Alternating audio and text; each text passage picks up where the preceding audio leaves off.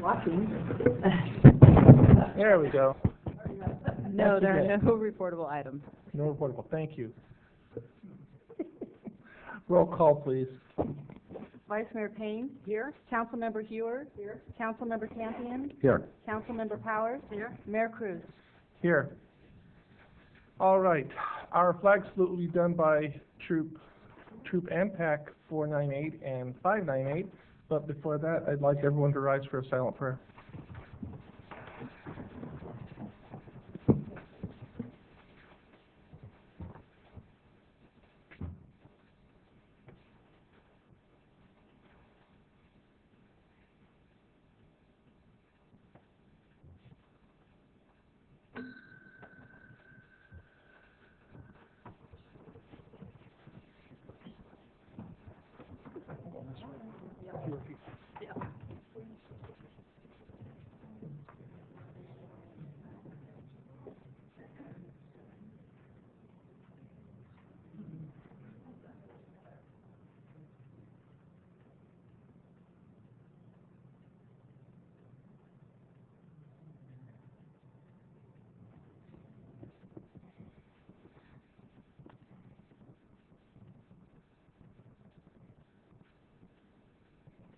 Will the audience please rise to the presentation of the colors?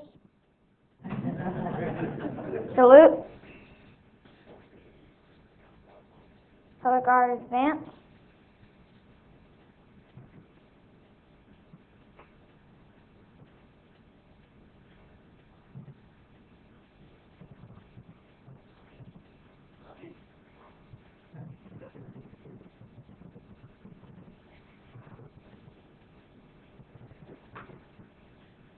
Oh.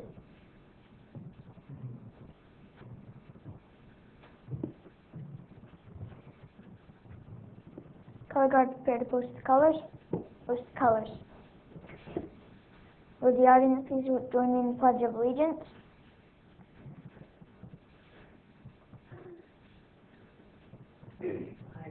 I pledge allegiance to the flag of the United States of America and to the republic for which it stands, one nation, under God, indivisible, with liberty and justice for all. 2. Audience may be seated. Color guard dismissed.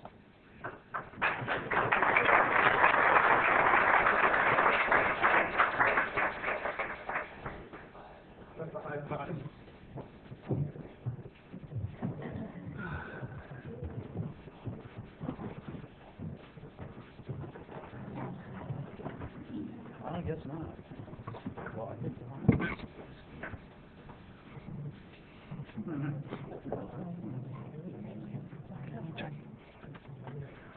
Okay, can I get the video statement, please?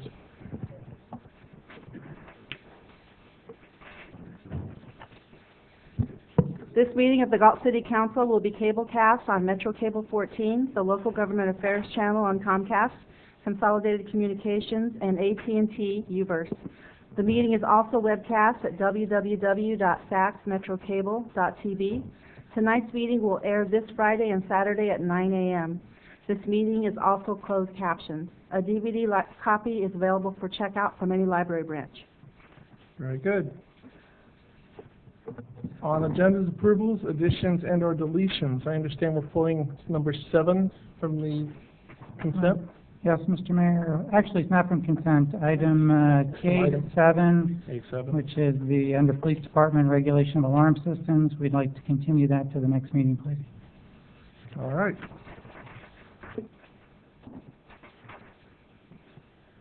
Anything else from council? Okay, moving on to presentations. The Character Coalition presentation, Award for Respect.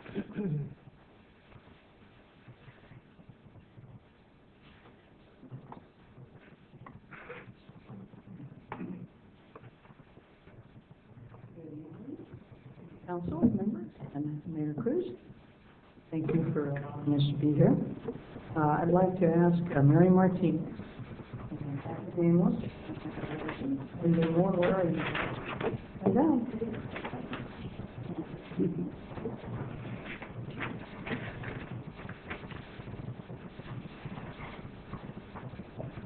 Tonight, we're going to present an award for respect. And Mary Martinez, who's our publicity director, is going to read the narrative. She was nominated by Kathleen Amos. Good evening, everybody. Teacher Brendan Moore is a true model of the character trait respect. Through his daily, respectful interactions with students at Estrelita High School over the years, Mr. Moore has caused countless positive changes in the lives of his students. Teaching science, math, and resource management at Estrelita, Mr. Moore taught students to respect the environment and care for the birds and wildlife of our area. Building birdhouses and nesting boxes, students learned about the birds in our area and participated in many fall winter bird festivals. By consistently listening and showing respect to his students, Mr. Moore has gotten many students to redirect their lives and discover their unique interests and creative talents. It has been said that every child deserves a champion, an adult who will never give up on them, who understands the power of connection and insists that they become the best that they can possibly be. Thanks to Brendan Moore and his respectful and steadfast connections with kids, countless Galt students have come to understand that they can, in fact, achieve at a high level and have a promising future beyond high school. Congratulations, Brendan Moore.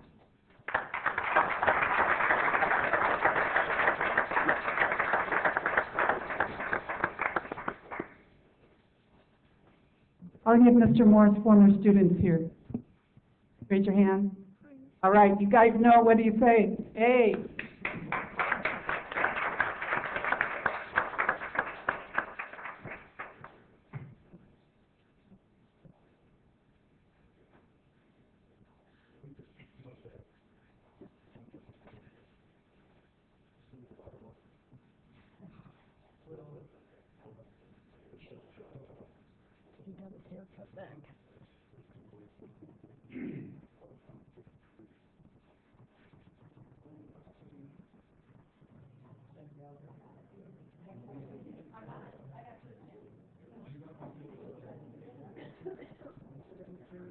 Outstanding. All right, moving on to our next presentation.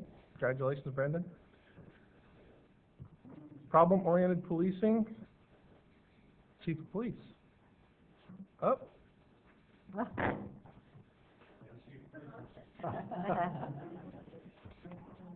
Officer Wes Pittman and Officer Megan Robinson.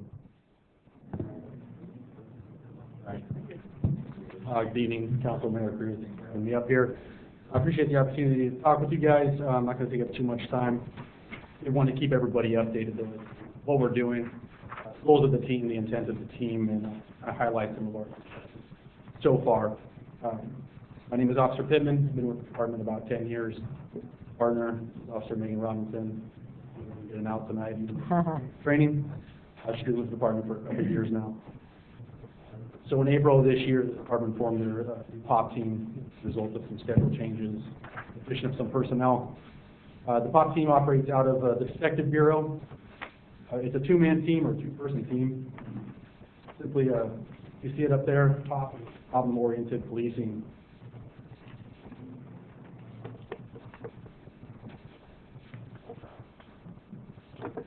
So our goals are to identify, prioritize, and solve neighborhood and community issues. This can be done, this entails a lot of things. It could be anything from barking dogs, light residences, vehicles that need to be abated, panhandlers, graffiti, board and care home issues, marijuana grows, known drug and gang houses. There's also a crime suppression component to what we do. We do attack these problems through a number of different approaches. We use a multi-agency approach, both within the city and our department and within the surrounding agencies. We regularly work with our code enforcement, our crime prevention coordinator, SROs, like traffic officers, county probation, state parole, animal control, THP, Sheriff's Department, and so on. Department of Social Services and the Conservator's Office as well, a big part of what we do. These partnerships allow us to kind of identify best course of action for whatever issue that we're addressing. So some of our successes, or what we consider our successes for the year. The first major one we did was Dry Creek cleanup.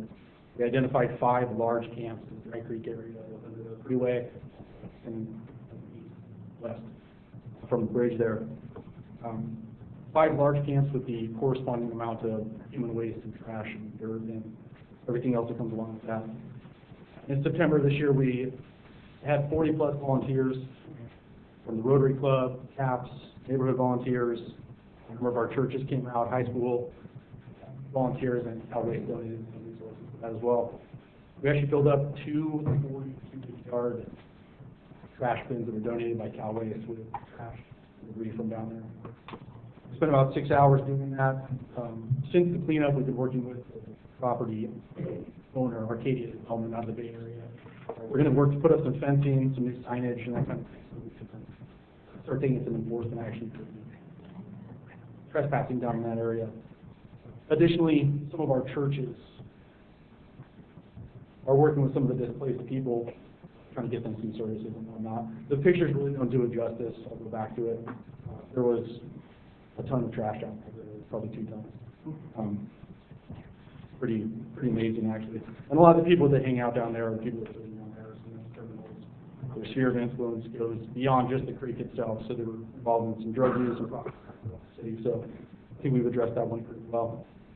Our next one is after cleanup. So it turned out really well. A lot of hard work was put in. One of the next major issues that we're addressing is the boarding care homes. We have, I think, 12 to 15 boarding care homes in the city or directly outside the city that residents come in and affect our quality of life here.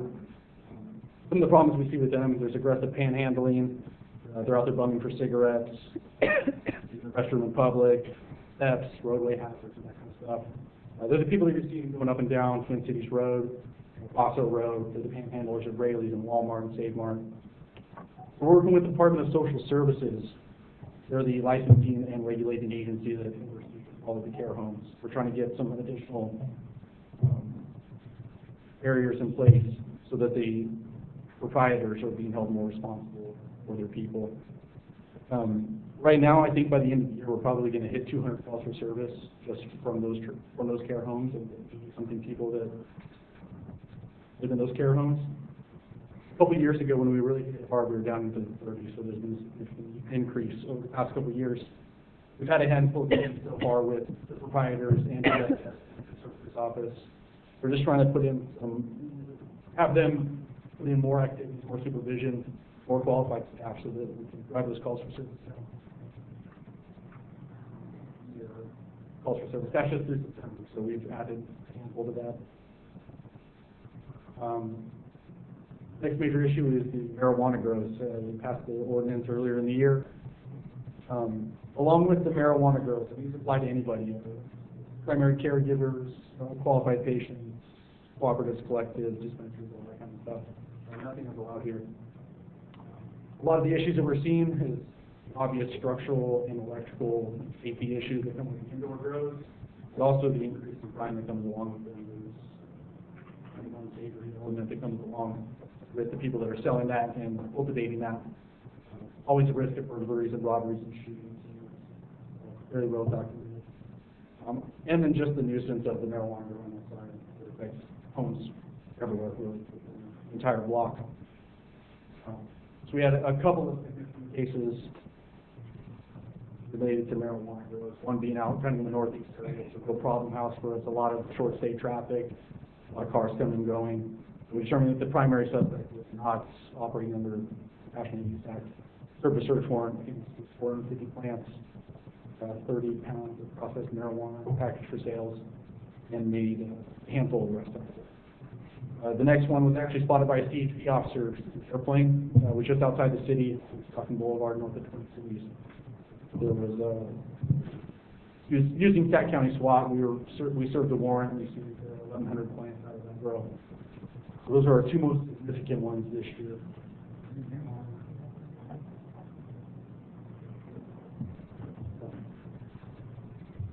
These numbers are a little bit low. Like I said earlier, there is a crime suppression component, the directed enforcement aspect of what we do to try and keep some of our known offenders in check. We've made 98 arrests, actually up last week. It's over 100 arrests this year.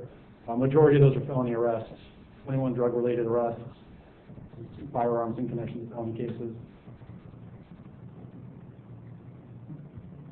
Like I said earlier, the entirety of our cases, we've seized over 35 pounds of processed marijuana. Over 1,500 marijuana plants. We've recovered 6,000 pirated CDs and DVDs from an operation, a counterfeiting operation at the Galt City Market. Recovered 4 stolen vehicles with associated arrests. We've written actually 5 search warrants now, and conducted over 60 parole and probation searches. That's in addition to just the marijuana. There's varying quantities of other drugs, cocaine, all that kind of stuff. That's pretty much a summary of what we've done. Those are our highlighted cases. A lot of good work being put in. Counsel?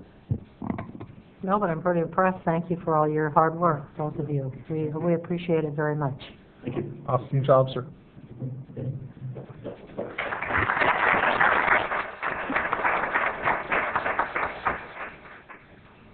Moving on to public comment. Under Government Code Section 54954.3, members of the public may address the council on non-agenda items. Speakers may address council on any agenda item during consideration of the item. Speakers shall restrict their comments to issues that are within the subject matter jurisdiction of the City Council and limit comments to a maximum of 5 minutes. Please fill out a speaker sheet located on the table inside the entrances to the council chambers and forward the completed speaker sheet to the clerk. All right, and I have one here from Shelley Graham.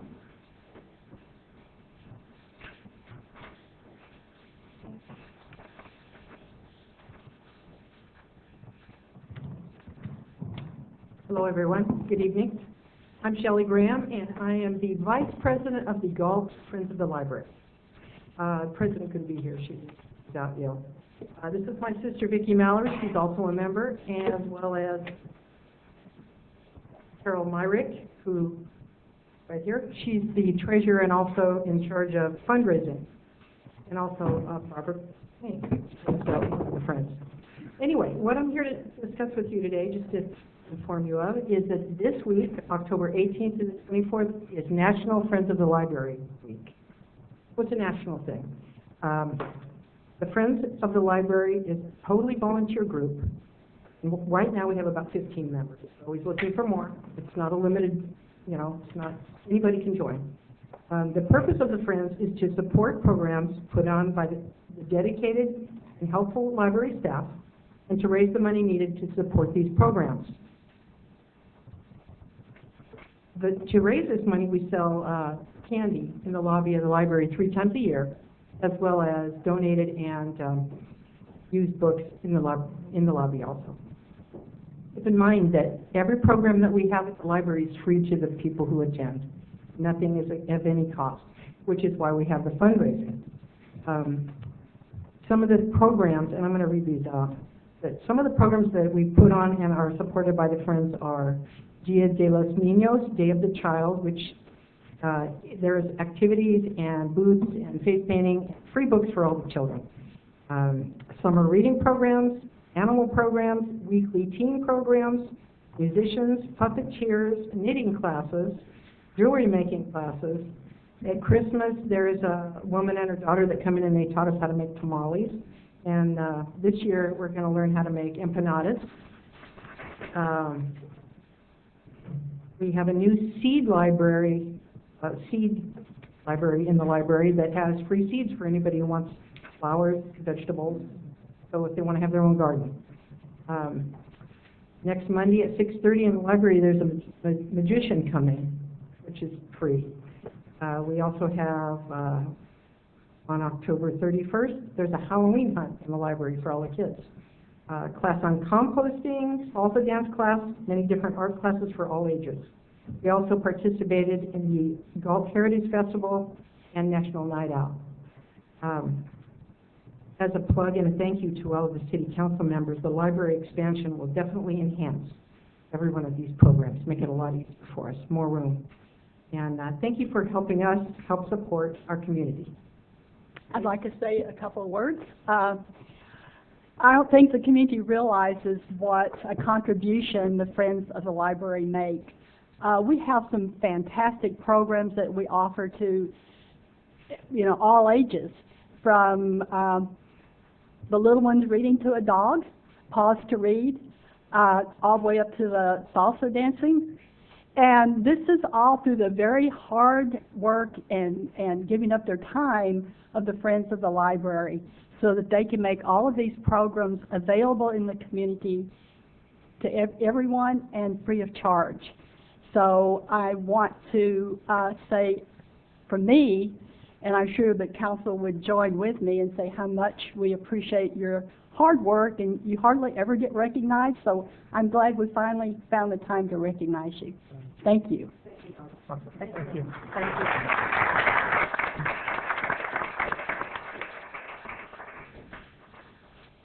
Moving on to the consent calendar. Do we have a motion to approve? So moved. Second. We have a motion by Vice Mayor Payne, second by Councilmember Powers. Call for the vote, please. Vice Mayor Payne? Aye. Councilmember Hewer? Aye. Councilmember Campion? Aye. Councilmember Powers? Aye. Mayor Cruz? Aye. Passes unanimously. Moving on to regular calendar item, City Treasurer's Office, Treasurer's Report for period ending August 2015. Thank you, Mr. Mayor, City Council members. Before you this evening, you have the Treasurer's Report for August 2015. In summation, we have a total investable balance of a little bit over $31 million, and that is divided into a checking account, State of California lay funds, a money market, and 2 CDs, which are local, and some non-local certificates of deposit, and government agencies, which are, let's say, Federal Home Loan Bank and Freddie Mac callable agencies.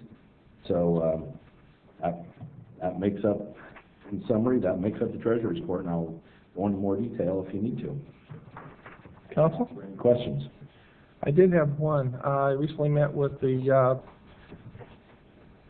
manager of the, I just guess, corporate manager of Farmers and Merchants, and they were a bit concerned, and I just needed to know what the reason for, if there was, why a $3 million CD was removed and sent out of state.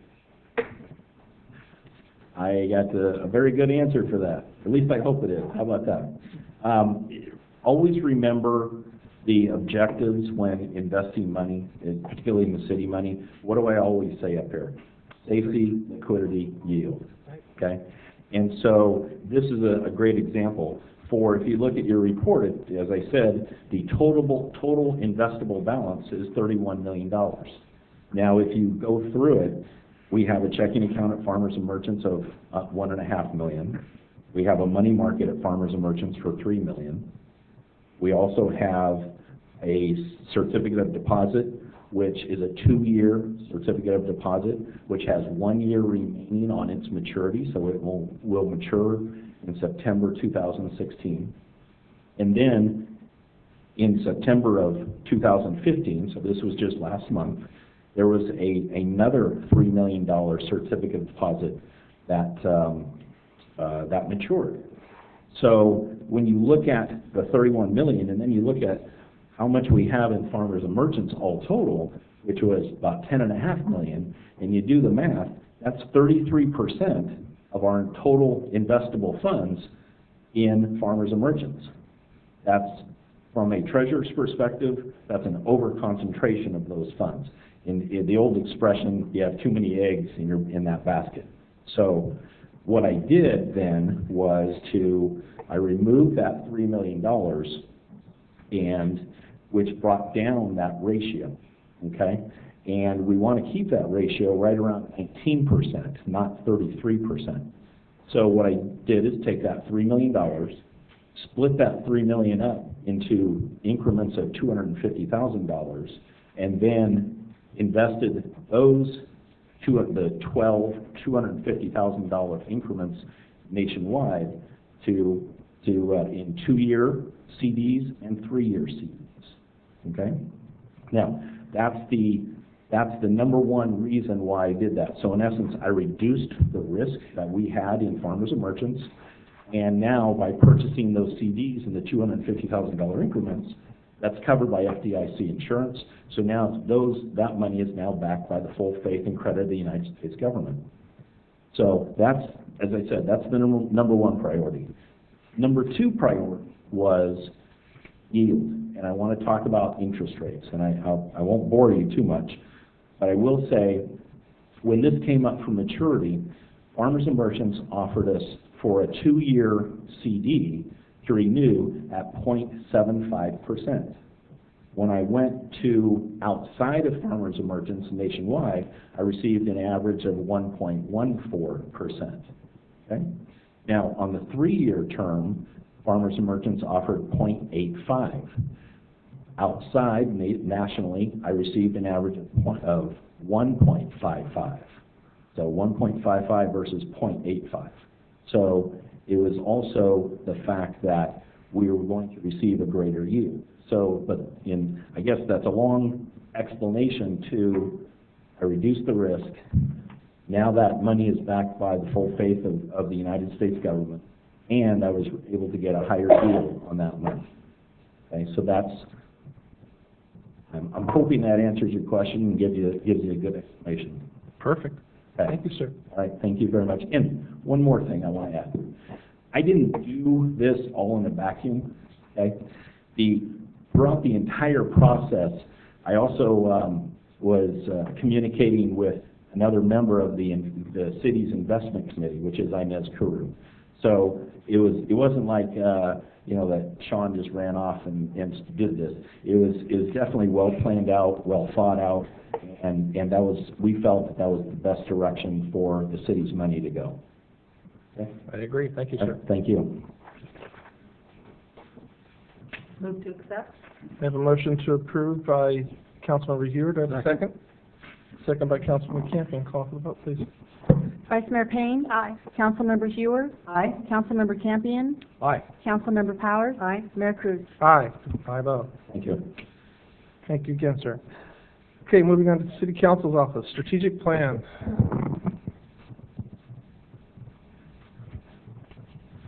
Start this one off with enhance and maintain infrastructure and facilities. And what we've chosen this time around is from the Public Works Director working with consultants. Mr. Winkler. Yes, the first item on our infrastructure strategic goals is to complete the design and plans for the C Street Central Galt Complete Streets project, which is a combined project in our CIP program. And we have completed the environmental clearance. Your council actually already adopted that approval. And staff is currently reviewing the finalized plans from the consultant. And our next step is to pursue a hearing with the California Transportation Commission to get final approval to construct, which then commits and obligates the state funding for the project. And if approved, plan to advertise the project in the spring and begin construction this next summer. Very good. Thank you, sir. Moving on to the next one of enhancement economic development. Mr. Rudolph. Hey, evening again, Mayor and council members. So this item is relating to report to the council on the results of the Delta College locating south of Galt and north of Liberty Road. We've been informed that the Delta College Board of Trustees has scheduled a special meeting for November 9th to consider various locations for their North County campus. This meeting is going to be held at 5:30. I have an address here. It's going to be at their headquarters at 5151 Pacific Avenue in Stockton. And our understanding of the evening is there's going to be an open session presentation that will take about an hour. And then they're going to go into closed session for about an hour, where they will receive the proposals and get recommendations from their staff. I don't anticipate that there's going to be any dramatic announcement on that particular night, but you never know how these meetings are going to go. And I think that it is important that this community have a presence at that meeting on, again, it's on November 9th, Monday night, just so that if there are questions, we can answer them. And also, if the board members look out in the audience, you can see that there are many members of the Galt community that encourage them to select the Liberty Road site. Very good. The next one is going to be coming up to is improved financial stability. Back to you, Mr. Rudolph. Okay, this one was to pursue legislation resolving outstanding redevelopment wind down disputes with the Department of Finance to secure a finding of completion. So, a finding of completion is fancy language for basically getting a letter from the Department of Finance that says that the city is in compliance with the redevelopment wind down requirements. And getting this letter, this compliance letter, enables the city to do two very important things. First off, it enables us to make use of some of the 2011 bond money that we have on deposit in New York State. We'd be able to use, under the current law, up to about 35% of those bond proceeds, which is somewhere in the neighborhood of between $3 and $4 million. Additionally, it would clear the way for us to start, for the city to start recovering some of the money that it loaned to the redevelopment agency over the years, up to a maximum amount of $5 million. So, this finding of completion clears the way over time for the city to receive somewhere around $8 million of proceeds. Under new legislation that was just signed, adopted and signed by our governor about a month ago, SB 107, it set a time clock that if an agency does not have a letter, a finding of completion, by the end of this year, you can never get one.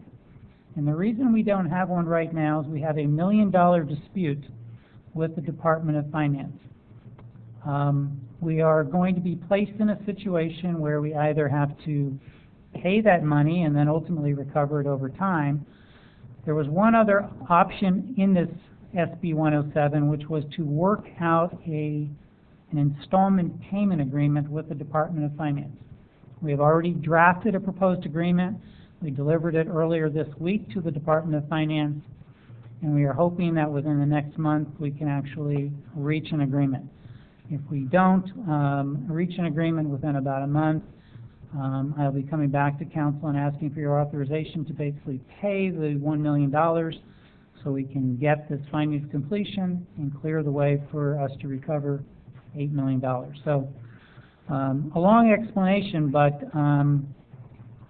we have a time clock running, and I wanted you to understand all of the precise elements of this new SB 107.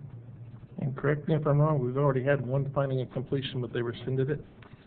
We did have a finding of completion, and then about several weeks after we received it, they notified us that they had rescinded it. We won't go into that one. Moving on to attract, develop, and retain quality employees. Mr. Rudolph again. Okay, this relates to hiring a police chief. We had put this process on hold in order to give us some time to first focus on finding a new city manager. But with that progress well underway, we are about to renew our efforts to recruit a new police chief, and we plan to open that recruitment during the first week of November. Thank you, sir. Enhance cultural and youth activities. We'll give you a rest here and move to the police chief. Keep coming. Thank you, Mr. Mayor. We wanted to report our progress at this point in reevaluating the city's role in the Police Activities League.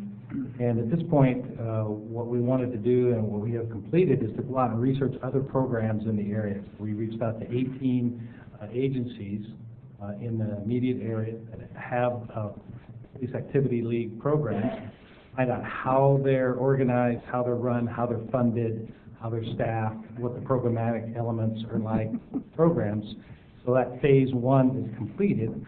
Phase two now, made an information request to Galt Police Activities League.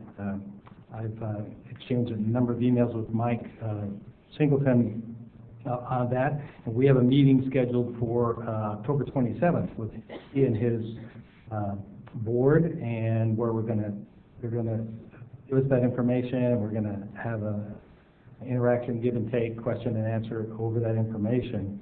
And so that'll be step two, and then we'll do an evaluation of that and a comparison to what's happening in the region and other programs, and see if there's anything else that the city should be doing, could be doing, wants to do, or change in any way, or just remain status quo. All right, thank you. And last is going to be improved long-term water sustainability. Mr. Winkler. Tonight we're highlighting number 3, which is to present to the City Council at the December 15th council meeting for action the hiring of a consultant to prepare a feasibility study for reclaimed water infrastructure options for the city, also known as PERP pipe, and including a cost estimate as part of that recommendation. We are in the process of developing that RFP. We've had quite a few RFPs going on here lately, and our goal is to meet the time frame to bring some recommendations to you by December 15th. All right, thank you very much. And at this point, we're just receiving a report, no actions required. Okay. Moving on to item number 3, discretionary funds for Vice Mayor Payne. I'm asking the council to approve my $1,000 discretionary fund to go towards the community garden. We've been lucky to get a lot of things donated, but it would be helpful if I could designate my $1,000 for the community garden at Harvey Park. All right. With the council's consent. Any questions from council? Okay, I have 2 speaker sheets on this. Dan Jimenez.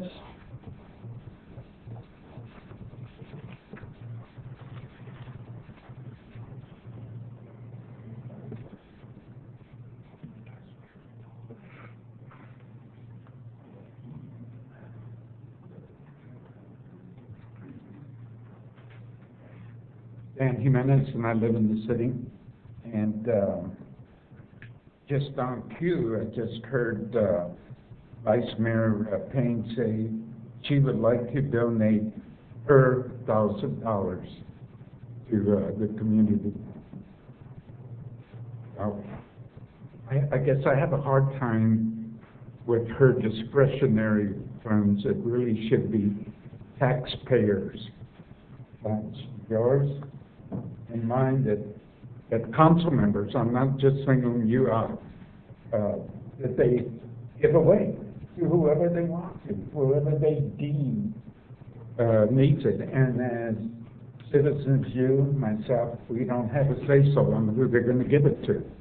So, to that end, I'm up here to ask this council to stop the practice of discretionary funds giveaways. At the very least, it should be called people's tax money giveaway. As a taxpayer, I have no say-so on who you give the money to. Point being, you, the council, decides how much money, how much discretionary money you're going to have in your budget each year.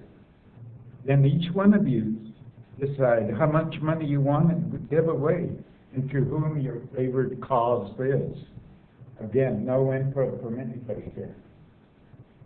Then, like tonight, you just ask for approval from the other council members who are more than likely 99.9 sure they're going to vote in your favor because they have favorite causes they want to give tax money to. Sorry, discretionary funds too. I have a problem with that. Yes. Then, after you make your donation, you get a nice write-up in the paper on what a great thing you did donating discretionary funds. Let's not kid ourselves here. That kind of exposure buys you a lot of goodwill when you need it. Now, how does that article read if it said council member X gave away taxpayer money to group X? What kind of exposure do you think you'd get then?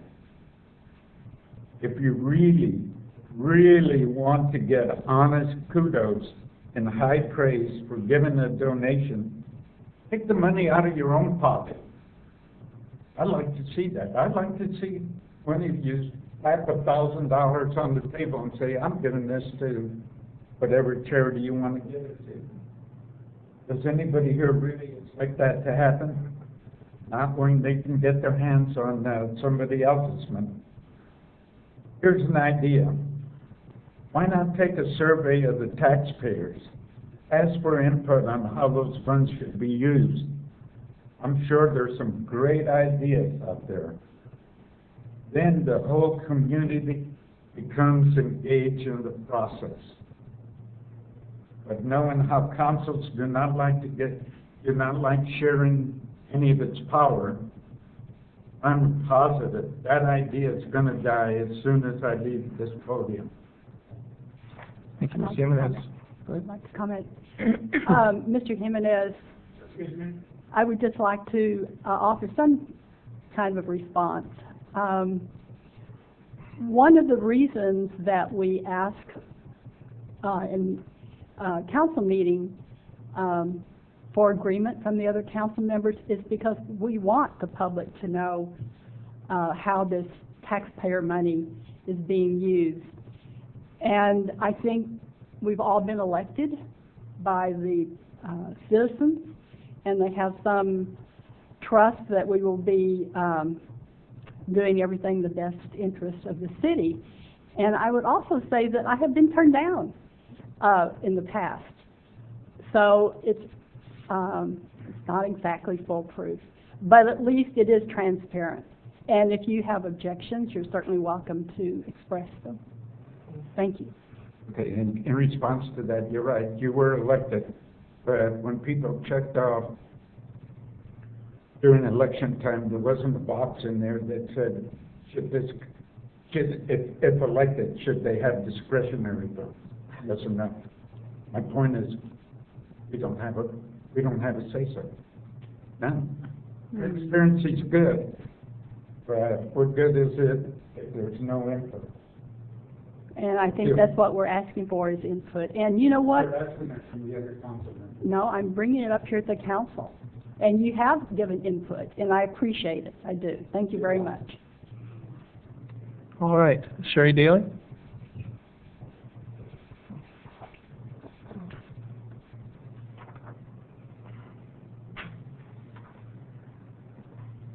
Hi, I'm Sherry Daly, and boy, what a great presentation Mr. Jimenez gave.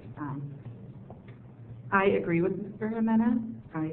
The council existed for a long time without discretionary funds. They were brought back in 2011, and since then they really have been used as gifts to favorite charities and for a lot of worthwhile causes. I'm not complaining about Councilwoman Payne's project. I think it's a worthy project. I did a community garden with the Girl Scout group, but I didn't ask for taxpayer money to support it or continue it. The girls raised funds, we got volunteers, we put the garden together, we got the community involved to continue it. Since 2011, when this slush fund was created, we've had some really good funds used for Harvest Festival, Owls, Or Post, and some not so good. $2,900 expenditure on a sign to tell people on the west side that there's a park on the east side. I mean, that was just pure silliness. A doggy cleanup station, which I'm sure could have been put in the Parks and Rec budget. We bought non-solicitation stickers for our local businesses. Why? We put $500 into trading cards, law enforcement trading cards. Woohoo! I mean, I wouldn't have spent taxpayer money on that. And then we bought lunches for seniors when we felt like bringing Protogos, that sort of thing. And I think, you know, times have changed and people expect our elected officials to respect taxpayer money. And I would just close with, when the fund was created in 2011, our fine mayor was dissenting vote on creating that. And he was quoted as saying, "I'm not comfortable with this." And he likened it to a creation of slush funds. And I would just challenge him that since he's now in a leadership position, to deny this expenditure tonight and agendize getting rid of this behavior for the future. Thank you. Thank you. Council? Mr. Mayor, before you, if I could just make a comment. Sure. There is an absolute test for the use of any public funds, including these funds identified as council member discretionary funds. And that test is that there needs to be a public benefit in the use of the funds. And that's why we have the process we do. That the council member, first of all, this is a limited amount. The council member limit is $1,000 per year. And that council member, before that money is expended, needs to come to this body and articulate to the rest of the members what the public benefit is in the expenditure of those funds.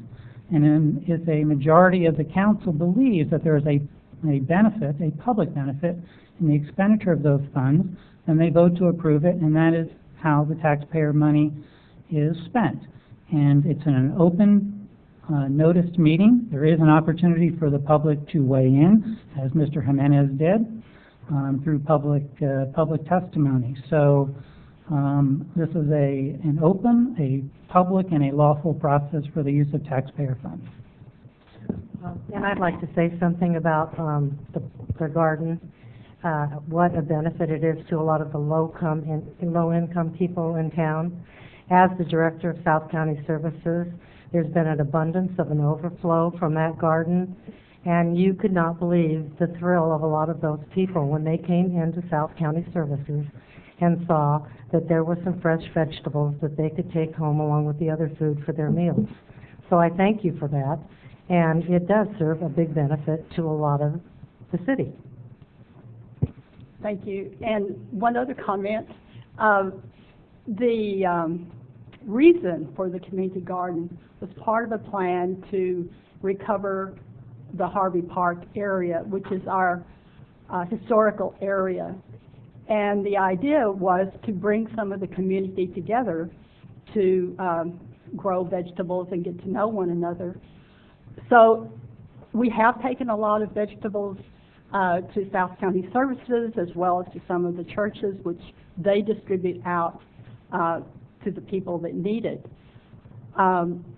But in addition to that, we're hoping that we're making that historical area of our town more community-minded.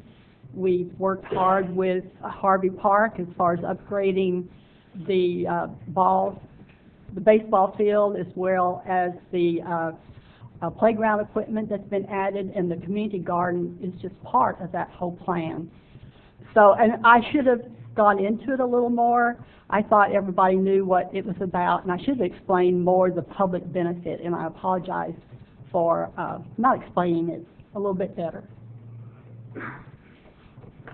Council over here. My only question is that the community garden, does it have a board? I mean, what is the $1,000 going to be used for? I think that's what the question is. Is it, yes, it could benefit the community, but we have received a lot of donations that I think we don't. Does the Galt Community Garden have a board of directors, and is this handled independently, these funds handled independently? I don't really even understand the structure of the community garden.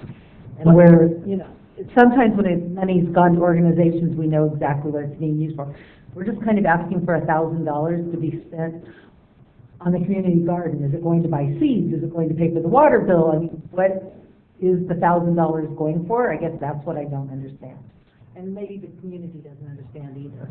Okay, well, and everything that is spent, receipts are turned in, and to have a community garden, it does require hardware, or not hardware, but tools, I don't know, wheelbarrows, which is mostly what we spent, as well as soil and whatever you know, the things that you need for a garden. I guess I could list them. But the receipts are turned in, and they are turned into the city clerk, and she looks at them to be sure that they are authentic. As far as future uses for the $1,000, I can't tell you every dollar that we want to use it for. I want to designate it for that. If we don't need it, then we won't use it. One of the things that we've talked about is adding a grape arbor to the facility, as well as winter is coming on. We'd like to plant some fruit trees, which unless we could get it donated, then we would use that money for that.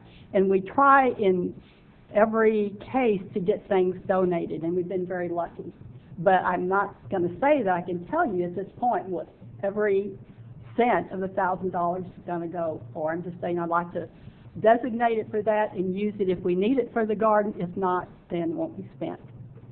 So that's what I think, that's kind of what I think people don't understand, is that it isn't just a check written out. There are receipts and there's accountability to where the money is spent and what it's spent for.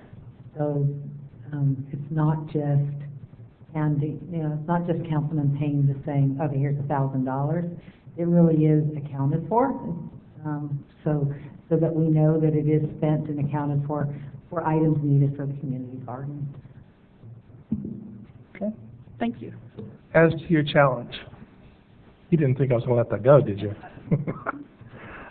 You're right. In 2011, I was the dissenting vote. And to be honest with you, I've grown since then. It is $1,000 per council member, and I've seen a lot of good come from it. I'd say the first 3 quarters of 2011, I didn't use mine. But then a very important thing came up, and I felt so strongly about it that I wanted to invest in it. And the reason I wanted to invest in this is because I was investing in both the young men and women of our community. And they sit over the top of the 8th Street and the C Street corridor. And I can't tell you the number of people who have come along, not part of our community, to stop and say thank you for recognizing the young men and women who serve our armed forces. So you're right. But if we were to this day agendize this for the next meeting and say we're doing away with discretionary, I would put up my own money. I feel that strongly about it. I would find a way to make it happen. Because our young men and women are the reason why you and Mr. Jimenez can come up here and talk like this. Why we have an elected group. Those freedoms are what they stand for. And I want to make sure that they're acknowledged for what they do. With that, anything else from council? Then, can I make a motion for the discretionary money to be allocated to the Galt Community Garden at Harvey Park? A motion by Vice Mayor Payne. Do I have a second? Second. Second by Councilmember Powers. Call for the vote, please. Vice Mayor Payne? Aye. Councilmember Hewer? Aye. Councilmember Campion? Aye. Councilmember Powers? Aye. Mayor Cruz? Aye. 5-0. Moving on to City Manager's Office. Wilson Rancheria Casino retention of consultants to assist with evaluation of impacts. Okay, good evening again, Mayor and council members. The recommendation before you tonight is to adopt a resolution authorizing the retention of consultants to assist with the evaluation of impacts associated with the proposed Wilton Rancheria Casino project, and further authorizing the appropriation of $200,000 from the general fund for consultant services.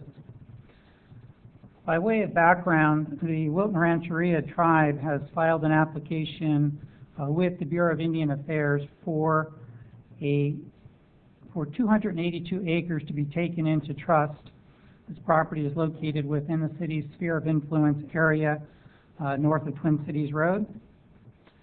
And on that property, it is proposed to be constructed a casino project, which includes a casino, retail development, 12-story hotel, restaurant, lounges, parking spaces, and other amenities.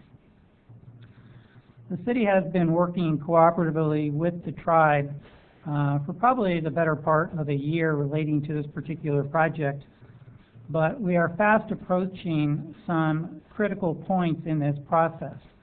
One of the critical points is that, in short, order, a draft environmental impact statement is going to be released by the Bureau of Indian Affairs, and the city is going to have a short period of time in which to review that document and provide comments. We're also now at the point in time where we need to negotiate with the tribe an agreement that would mitigate the impacts of that casino project on this particular community. There is a window of time to undertake and complete those negotiations once the state issues or enters into a compact with the tribe. We are also entertaining agreements with the tribe to provide certain services such as wastewater treatment services and also water. We've recently hit a disagreement with the tribe over an item of cost. And as you may recall, we entered into an MOU with the tribe back in the spring of this year, which provided that the tribe would essentially front the cost of the city retaining the consultant services it needed in order to undertake the analysis of environmental documents and to be prepared to negotiate an agreement with the tribe. My interpretation of that agreement is that the city has the ability to determine when it needs consultant services unilaterally, to make the tribe aware of the fact that we have this need, provide the tribe with the scope of services and the cost, so that the tribe would know how much money was going to be spent. They have an obligation under the MOU to keep a certain amount of money on deposit with the city. So we've reached a point where we need to undertake certain studies, in particular an economic analysis. And the tribe's interpretation of that MOU is different from mine. And so the money for those studies has not been forthcoming. I think we are now at a point where if we don't proceed with those studies, if we don't proceed to retain legal counsel to assist in this process, then the city is going to be placed in a position where we cannot effectively protect our interests. And so we no longer have the luxury to continue to debate the terms of the MOU with the tribe. So I'm here tonight asking for the City Council to authorize the appropriation of funds so that we can retain the consultants we need to be prepared to be at the negotiating table and to effectively negotiate agreements that protect this community. Now, this does not mean that we will not continue to engage the tribe on this issue and to attempt to recover these funds from the tribe by virtue of the MOU that we have in place or by virtue of future agreements that we negotiate with the tribe. But we have just reached a critical point where we can no longer delay our efforts to collect the information that is critical to this process. Thank you, sir. Questions from council? Has members of the tribe, have they specifically identified or otherwise communicated to you what is unclear in the existing MOU? Because if you read it, I think the plain reading of this agreement says the tribe agrees to pay fees, costs, expenses incurred by the city in the review of environmental documents and negotiation of a formal agreement between the tribe and the city. It further goes on. It says the city agrees that it shall obtain outside consultants to review environmental documents, negotiate a formal agreement. And the city will do this because, one, we do not have necessary expertise. We need consultants are necessary to expedite the review of environmental documents, and consultants may be necessary to address specific areas of concern that arise during the course of these documents' preparation. And then it points out that they have 7 days after we give them a proposal to comment on that if they have a problem. So what have they said specifically that is unclear or has caused this disagreement? Because you know, 6 or 5 months ago, they were on board with this. So, what I understand, or how this dispute arose, is that one of the key studies that we need to move forward with is this economic impact analysis. And after we provided the scope of services for this agreement, the tribe proposed that we do a joint study of the economic analysis. And my position on that is that a joint study is not in the city's best interest. That we need somebody that we have a direct, independent, and confidential relationship with, so that we can prepare the information that we think is critical to present our case at the negotiating table. For example, when we sit down at the negotiating table, if we were to put a number on the table and say, here's the amount of money that we think the tribe should pay in order to make the city whole by loss of the sphere of influence area, the tribe's obvious question is going to be, well, how do you support that number? So the economic impact analysis would be the information that we would provide to show this is the number that we think is supported. The tribe's position is that it ought to be a joint study. They don't want to pay for a study to be prepared for information that they, in their words, would be used against them at the negotiating table. My response to that is, you can bring anybody you want. You can hire a consultant to rebut whatever information we have. But the contemplation of the MOU was that we would have the ability to retain consultants. We get to pick which consultants we need. And by sending the tribe the scope of services, it was not to give them an opportunity to consent to the retention of the consultant or to evaluate the scope of services. It was more to say, here's the work we're going to have done, here's how much it's going to cost, and as long as we lived within those estimates, then the tribe would have an obligation to pay for that amount of money.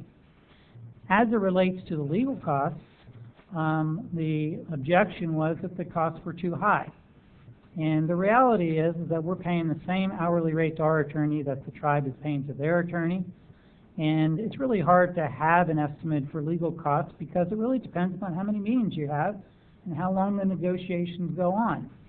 And we have retained a law firm that has experience in negotiating these agreements. We hope that having them at the table will make it a more efficient process.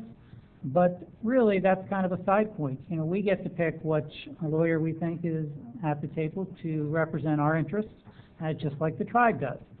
And so there really shouldn't be any debate on that point.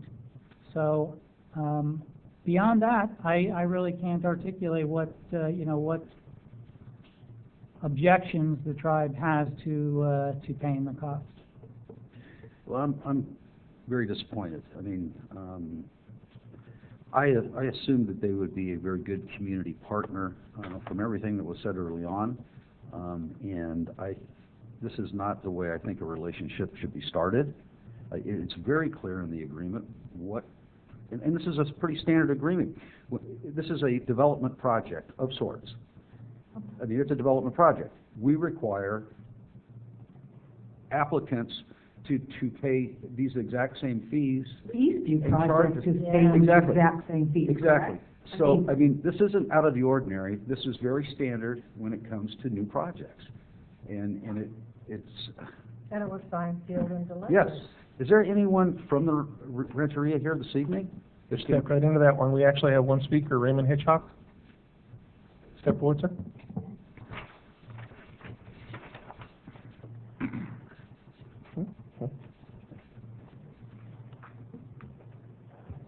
Good evening, Mayor Cruz, Vice Mayor, Council.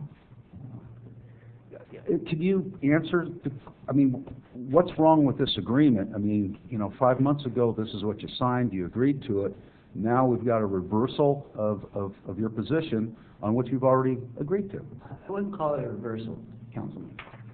Basically, it's a disagreement on how the study is going to be forwarded. Well, but that's not in the agreement. It just simply says you will pay for that. How the city wishes to proceed is up to the city, is the city's business.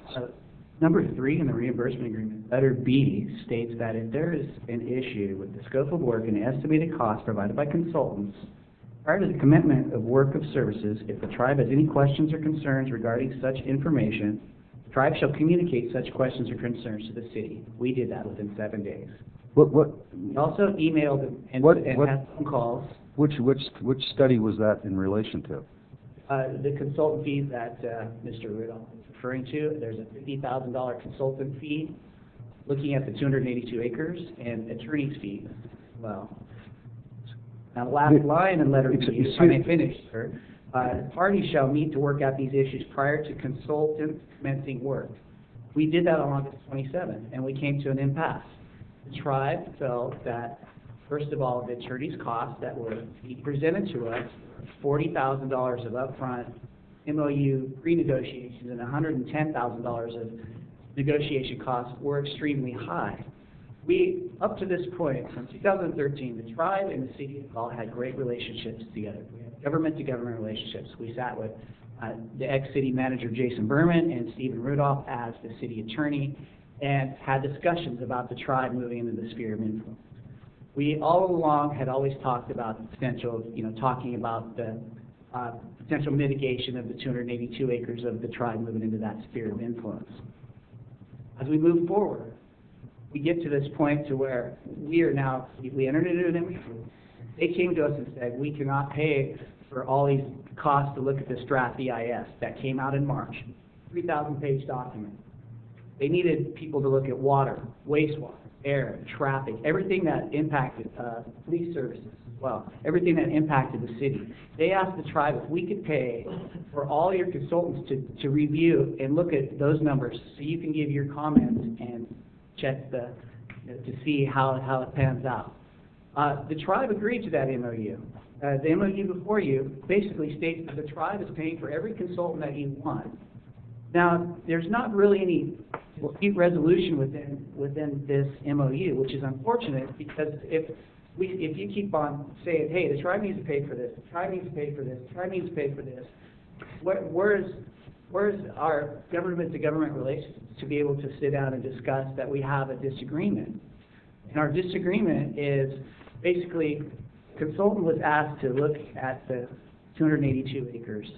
The tribe had asked to be a part, to do a joint study. The city disagreed. They said, we don't think it's going to work. They gave their reasons why. I understand that. We proposed another way. We said, why can't we use the same consultant? The city can pick the consultant. You guys put in your parameters of what you think 282 acres is worth, what kind of mitigations and what kind of offsets you think that is, and put it into the program. We'll work with the same consultant that you pick, and we'll put what we think it is, because if we don't do this project... This isn't a negotiation. It is doing a fact-finding. It is what the purpose of the consultants is, so that the city has the information to adequately negotiate with you. That's fair to say. Services, but you're also looking at what potential you may have had with the 282 acres. Correct. That is kind of pie in the sky, in my opinion, sir. You have property tax, you have sales tax. You can do projections, and there are people that specialize in that based on the type of land use. You have commercial and you have office professional out there. That would be what the analysis would be. What about the timeline? When do you think that would happen if the tribe wasn't to put 282? That's built into the analysis. That's built into the analysis. Based off of the city's analysis. You have to make some assumptions. I've done studies like this. You make assumptions. Those assumptions then are rolled out, and then you can discuss. But you have to have something to start with. And I think the frustrating part for me is that we're being prevented, under the terms of this agreement, to proceed forward to that level to even start discussing, the sub and substance of those studies, which is needed. You need to know as well, whether you're going to hire somebody or to evaluate our work, which is fine. The tribe has never said they were not going to pay for the funds. The tribe has simply asked to be a part of the study. So allow you to do your study and the parameters you think, and we can look at our parameters and have two different sides look at it, but the same consultant firm that's looking at it. It's very easy to negotiate. You really can't have the same consultant I've work talked to for both sides. So they would look at, when they look at a model, they're looking at model A, and they can look at model B based off of timelines or specific inputs. That isn't in the MOU. Well, basically, the tribe is paying for all of your wishes, and, Well, no, but you're saying you are, but you are not, in fact. we have up to this point. You're correct, and we have, am I to assume that they've received the scope of work from the identified consultants? Yes, that's correct. Did they specifically identify what part they rejected of each one of those scopes of service? No, on the economic impact analysis, it wasn't the scope that was the problem, it was the fact that it was not a joint study. And, So under their agreement, that is not a cause for not paying. no, as I understand Mr. Hitchcock's position is, under section 3B, where it says the city will provide the tribe with a scope of work and estimated costs, and if the tribe has questions or concerns, the parties shall meet to work out the issues. He seems to be inferring from this language that the reimbursement is not required if the issues are not worked out, and that's not what the contract provides for. Under section 2 of the agreement, the city alone is given authority to use its discretion to determine which consultants it needs. The requirement to confer with the tribe prior to commencing work is not an opportunity for the tribe to veto the city's consultant selection or dictate the scope of work. It's just an early notification procedure. So, that's our perspective on it, and we did a meet and confer. We did not work out the issues to the tribe's satisfaction, but that does not mean that we cannot proceed to retain the consultant, and that under the MOU that the tribe is not obligated to reimburse us for it. So I have asked for the reimbursement. As I understand it, the tribe has declined to provide the reimbursement. And so my perspective is that... Excuse me, you said you asked for a reimbursement for what? You asked for funds, you asked us to approve it, or to go ahead and allow you to continue with the consulting, but you asked for a reimbursement? You paid money? I asked for you to, the cost of the consultant for Blue Sky Consulting is $50,000. I have asked that those funds be deposited. Are you willing to provide that deposit? You said that in a very negative email today, and I'm not here to have a back and forth right here because that isn't the purpose for being here. I wanted us to have a good government-to-government relationship, and I thought we were getting to that. When we entered this MOU, it was because the city came to us and said, we don't have any money to look at this study. The tribe agreed in this MOU, and we paid for you guys to look at all the various issues that are in the draft EIS and the EIS as it comes out in the future. We've agreed to it. We had a meeting on the 27th, and I shouldn't say this, but to have an attorney firm come in and tell the tribe, tell me personally, chairman of my tribe, Miwa Wilton-Rancheria, that we have to do an MOU with you if we want to have our project. We're not on a level playing field. That just was, to me, somewhat disrespectful. I felt like we had all along talked about what the issues are and how we can deal with each other and how we can help the city analyze what the potential impacts and services would be. And all along, that's what we did.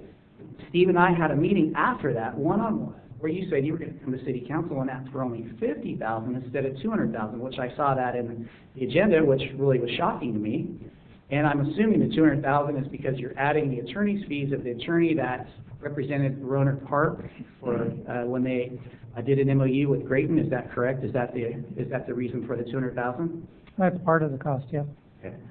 When we had our one-on-one meeting, I stated that having an attorney sit across the table from me and tell me that I'm not on a level playing field and I have to pay for her fees at a very high rate and been given a bill of $150,000 makes me very uncomfortable. How can I go to my people? How can I go to my tribe and say, oh yeah, we just we went ahead and gave $150,000 to have somebody disrespect us and tell us. I don't think it's being disrespectful. I mean, there is a process for reviewing projects, and this is very standard. It may be new to you, but this is a very standard process. It happens every day in most cities in California. Absolutely. But not the way it was done. Yeah, but it's not being disrespectful. It's just a process. And, you know, having looked at enough agreements, this is pretty clear to me, and it parallels exactly what the city has done historically with regard to development projects. And, you know, I just wish we could get past this so that we could, you know, actually move forward, I think, as this agreement intended. The cost is what the cost is.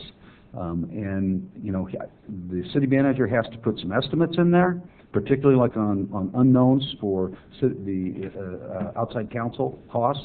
So normally staff does not like to go low because they don't want to have to come back, so they usually generally go high.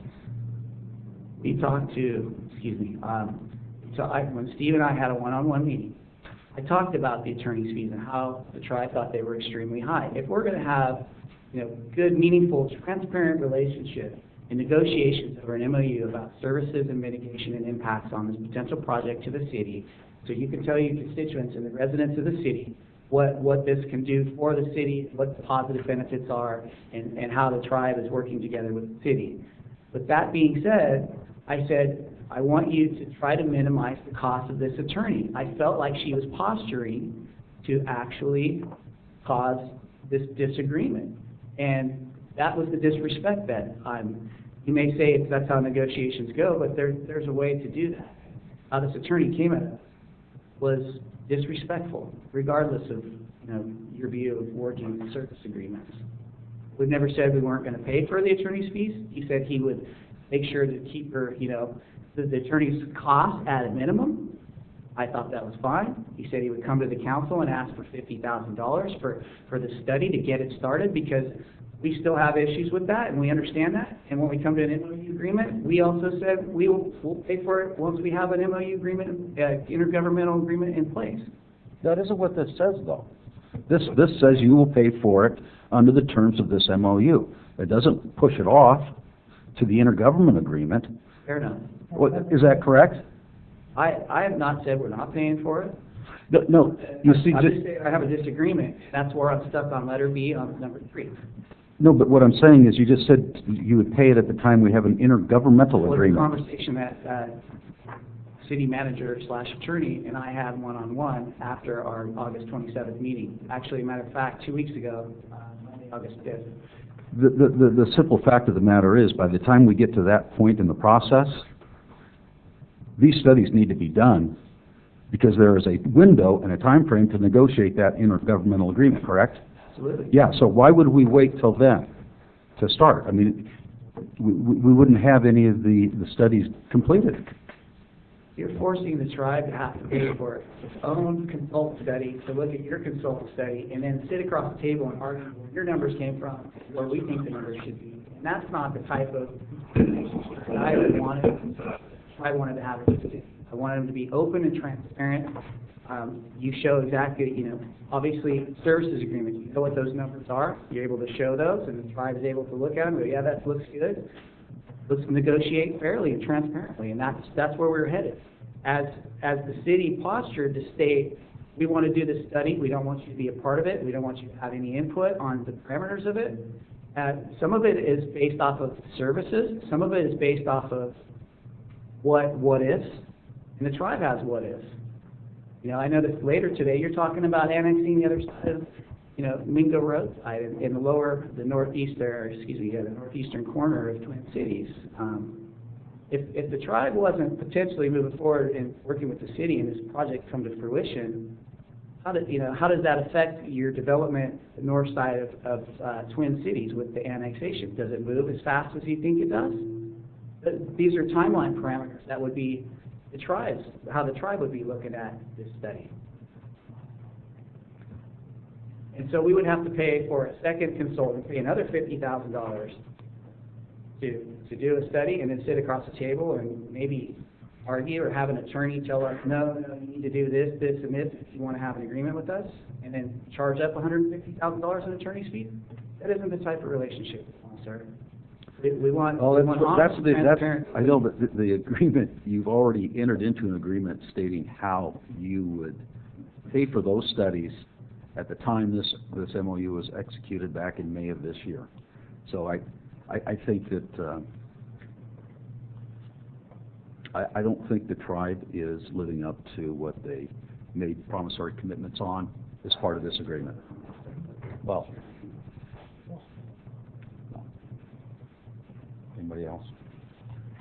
Well, I guess my concern is that when, I think what we're asking for is asked for all major developments that happen within our sphere of influence, such as the Liberty Ranch project. They're paying for they're paying for our consultants. They're paying our fees to look at that project.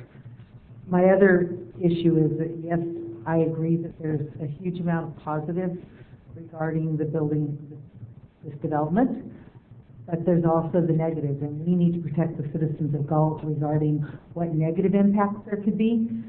To do that, we need to have our own studies. So we need to be able to articulate and understand what are the negatives and the positives to our community. We can look at lots of positives for the tribe. We can look at lots of positives for the community, but there's also a huge impact to the community, and we need to be able to mitigate those impacts and be able to do that. They've done that in every other development of a casino that I've looked at. The tribes involved have entered into agreements with the cities to mitigate the damages that are caused by the building of a casino, because there are damages that are caused by the building of a casino, whether it is that we're losing land, whether it is that we're losing commercial development, whether it is increase in crime, all of the things that are impacted on the development of a casino in your sphere of influence. So I actually think what we're asking for is very reasonable. It's not that we're asking anything different from the tribe than we would ask of any other agency. You're asking for other agencies that's based off of services. This is not based off of services wholly. It's off of potential, what the 282 acres could have been. Secondly, the MOU will state, an intergovernmental agreement will state what the services and mitigation impacts will be to the city and show that. It's very seldom do tribes up front pay for cities to study their EIS for every aspect of it and ask them to pay for every aspect for attorney's fees and everything to look at that.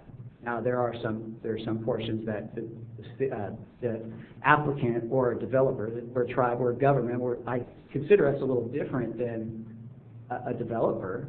We're government. This is a government-to-government relationship. You're looking at us and treating us like a developer and following those guidelines, and I get that. There is that parameter of it. Also a parameter of government-to-government relationships. When you say government to government, how do you see that different? Because anytime the city does something in the county, we go up there, we pay fees, we follow their process in Sacramento County, and that's a government to government relationship. But it's very, it doesn't change simply. It doesn't change how we are treated. We are treated like any other applicant, and so I guess I don't know what you mean by government to government relationship. I don't understand that. We're not a developer. We're a governmental agency. We provide services to our member: healthcare, housing, education, environmental protection, cultural resources. We're also looking at economic development, which that becomes, are we a developer? No. Are we a government? The rancheria, the casino, that is a project. Correct. But you're dealing not with a developer, you're dealing with a tribe, you're dealing with a governmental agency. Right. It seems different. I get your point. Okay.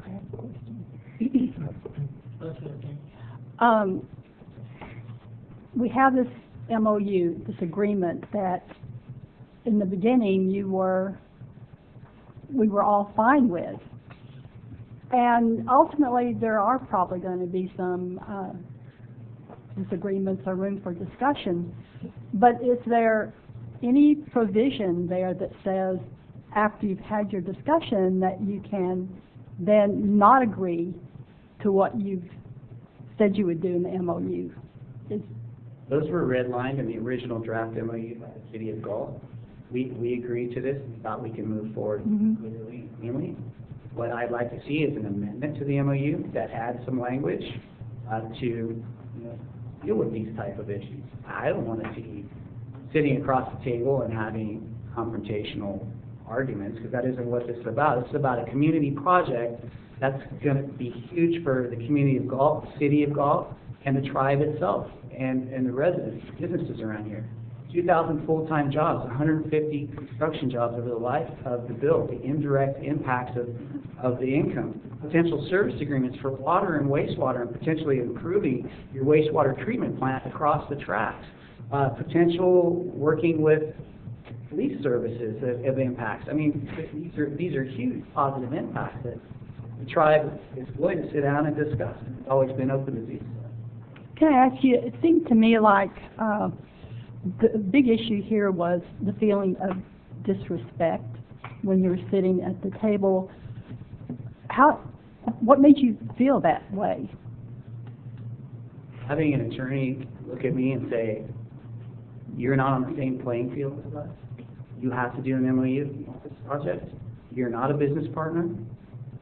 Those things to me are basically stating, you need to do this or take a hike. I mean, I'm paraphrasing very quite simply, but that's how I took that. I expressed that to Mr. Rudolph. We had a discussion about it. We talked about to me, this is a community project. This is the government of Wilton Rancheria and the city government of Galt working together to bring something that's not just for the next 5 to 10 years. It's for many years to come, for the future. It's huge. It's huge for this community and for the tribe. And that's what I want to see. I want to get back to that. I think we need to find something here. You keep saying the tribe of Wilton Rancheria, and the tribe of the Miwok Indians. The actual project that Councilmember Champion mentioned is the Rancheria, and it is being handled as a project. So you've got two different government agencies working here. You've got the Bureau of Indian Affairs setting land aside for the tribe, and the tribe basically saying we're going to build a Rancheria or build a casino here as a project, and you're trying to combine the two. You can't do that. It just doesn't work that way. You're right. There's intergovernmental communication here, but you need to separate that from the fact that you have a project that's going to impact the city of Galt. You need to sit down and mitigate that, and the only way you can do that is with data. The only way you can get that data is through consultants. That's all we're asking.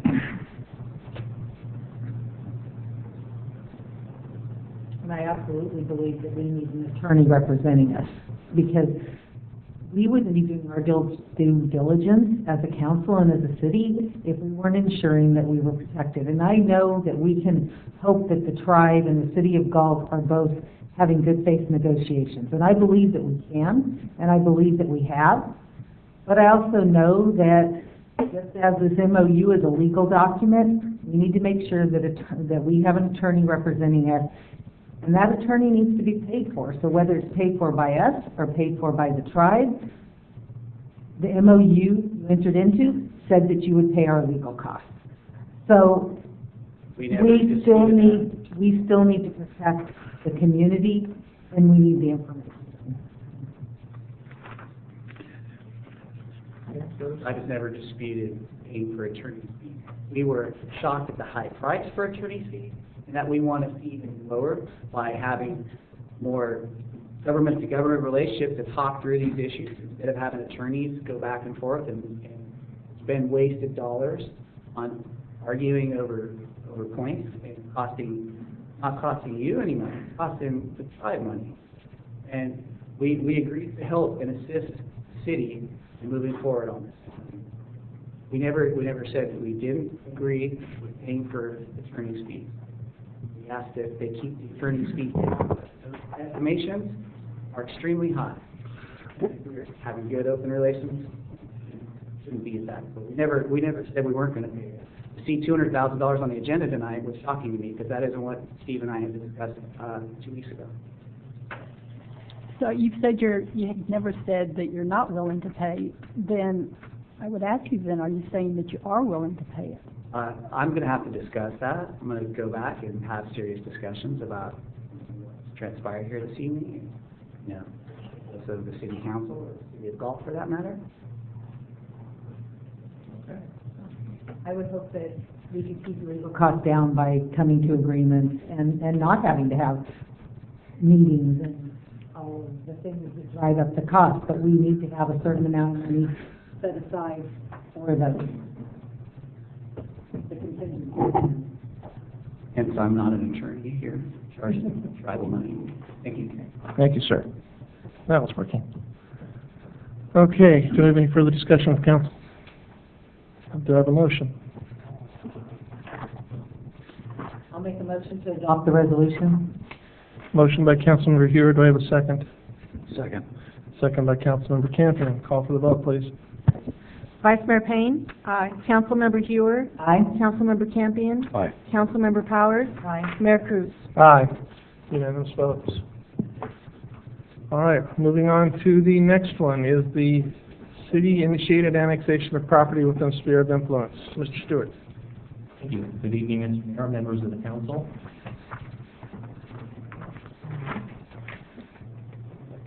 Okay. So, brief background. We initially brought forth this project to you back on May 19th, and we were originally looking at 3 areas within the city to annex. That would be an expansion of our existing industrial park, because currently we're down to about 40 acres total in that area, and so we no longer have any land available for large-scale industrial users. The second area were the 3 remaining corners of the Twin Cities Highway 99 interchange, and that was basically to give the city land use control over that important gateway. And then finally, the existing county island in the south part of the city to basically clean up that LAFCO jurisdictional issue. So real quickly, these were the 3 areas that we were looking at initially. And then your direction at the May meeting was, first of all, to remove the county island from further consideration. So at this point, we've done that. To meet with LAFCO staff regarding the proposal and gauge feedback. To meet with the affected property owners and registered voters in the remaining 2 areas and gauge their feedback. And then bring back to you the results of the meeting to you by your first meeting in November, if not earlier. So here we are this evening. Now, based on some further consideration, for instance, what we were discussing in the last item, the industrial expansion here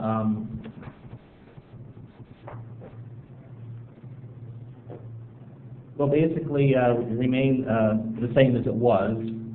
However, the Twin Cities area, turning back around, based on the fact that the Wilton Rancheria is wanting to come in and potentially take land out of our sphere of influence for that development potential along the west side of the freeway, staff felt that because this is still an important area of potential development for the city, that we would look at expanding the areas from just the 3 corners to the black outlined areas that you see now, which are just to the west of McKenzie Road and up to the northern sphere of influence boundary, as well as the remaining commercial and industrially zoned properties to the west of Highway 99.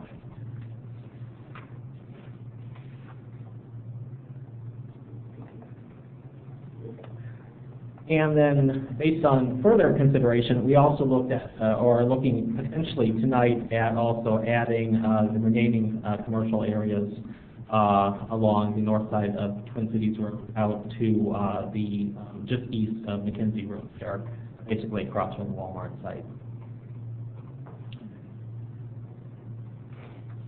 Now, the benefits for annexing at this point, there are several of them.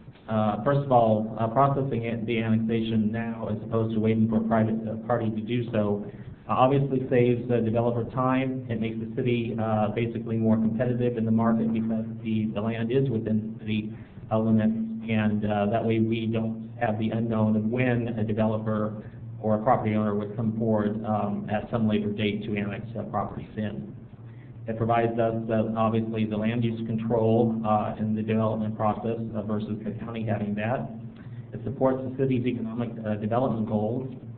It makes tax sharing agreement negotiations easier right now because we don't have a specific user. Usually a developer will come in with a specific user, say they want to bring in a shopping center with a known retailer.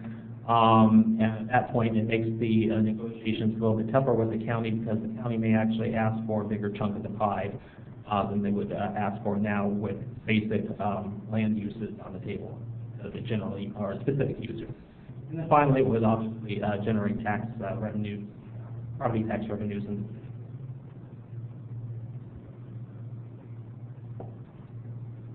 Okay, so we had several meetings. The first meeting we had was with the property owners and registered voters in the two annexation areas. The open house was held over in the police department's community room on September 24th, and I'm happy to say only. We had approximately 80 invitations sent out to the folks that were eligible at the time. Of the attendees, we had more than 19 sign in, but of the sign-in, the folks that signed in and voted on the sign-in sheet, 19 were actually eligible property owners or registered voters. And of those voting, we had 14 in favor, and 4 maybe. We had 0 no votes from that meeting of the eligible voters and property owners. However, 19 is not 80, and actually we're up to 104 property owners now. So we sent out follow-up letters to everybody who had not responded on September 29th, and to date, I've been taking calls almost daily, having discussions with property owners, voters, what's not out there. We have received a total of 63 votes now, which is about 61% of the eligible property owners and voters. Of those, 57 are in support, which is 55% or more than the majority. 5 have said maybe, and 1 has said no at this point. And that would be both areas combined. We also had 2 meetings with Labco. We had an initial meeting where we gave them a tour back on June 16th, and that was for the 2 smaller areas, the industrial area and just the 3 corners. However, because we had proposed to expand the Twin Cities, the northern area, all the way up to the sphere of influence boundary, we had a subsequent meeting, Mr. Rudolph and I, with the LAPCO staff on October 6th. And that was to discuss the expanded area, get their feedback, discuss the process and the hurdles. And because we are still proposing to be consistent with the general plan, which was adopted in 2009, and also be within our existing sphere of influence boundary, LAPCO staff indicated that this should be a fairly clean process. They don't anticipate it taking more than about 3 to 6 months on their end when the application is complete. They will not be requiring a separate EIR. We'll go ahead and use the general plan EIR, do an initial study and negative declaration instead, keeping costs down at that point. So in other words, they think that this should be, I won't say slam dunk, but they were pretty positive about what they heard and their feedback to it. So at this point, if the City Council allows staff to, or gives staff to go ahead to proceed with the application process, the first thing we would do actually would be to meet with the remaining property owners and voters who have not yet responded, because the more that we can get on board, obviously, the more comfortable we are.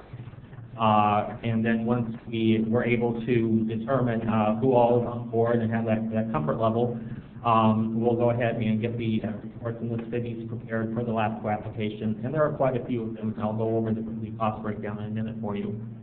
And then we will work with county staff. And the reason why I bring that up is because when we came up with our sphere of influence boundary, the properties with the X's there are actually divided by the sphere of influence boundary. It follows Skunk Creek as opposed to property lines. No idea why it does that, but it does.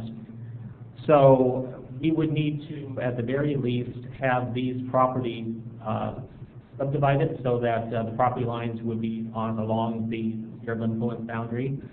However, we will need to work with the county on whether that would be sufficient or if they would have to amend their general plan or zoning.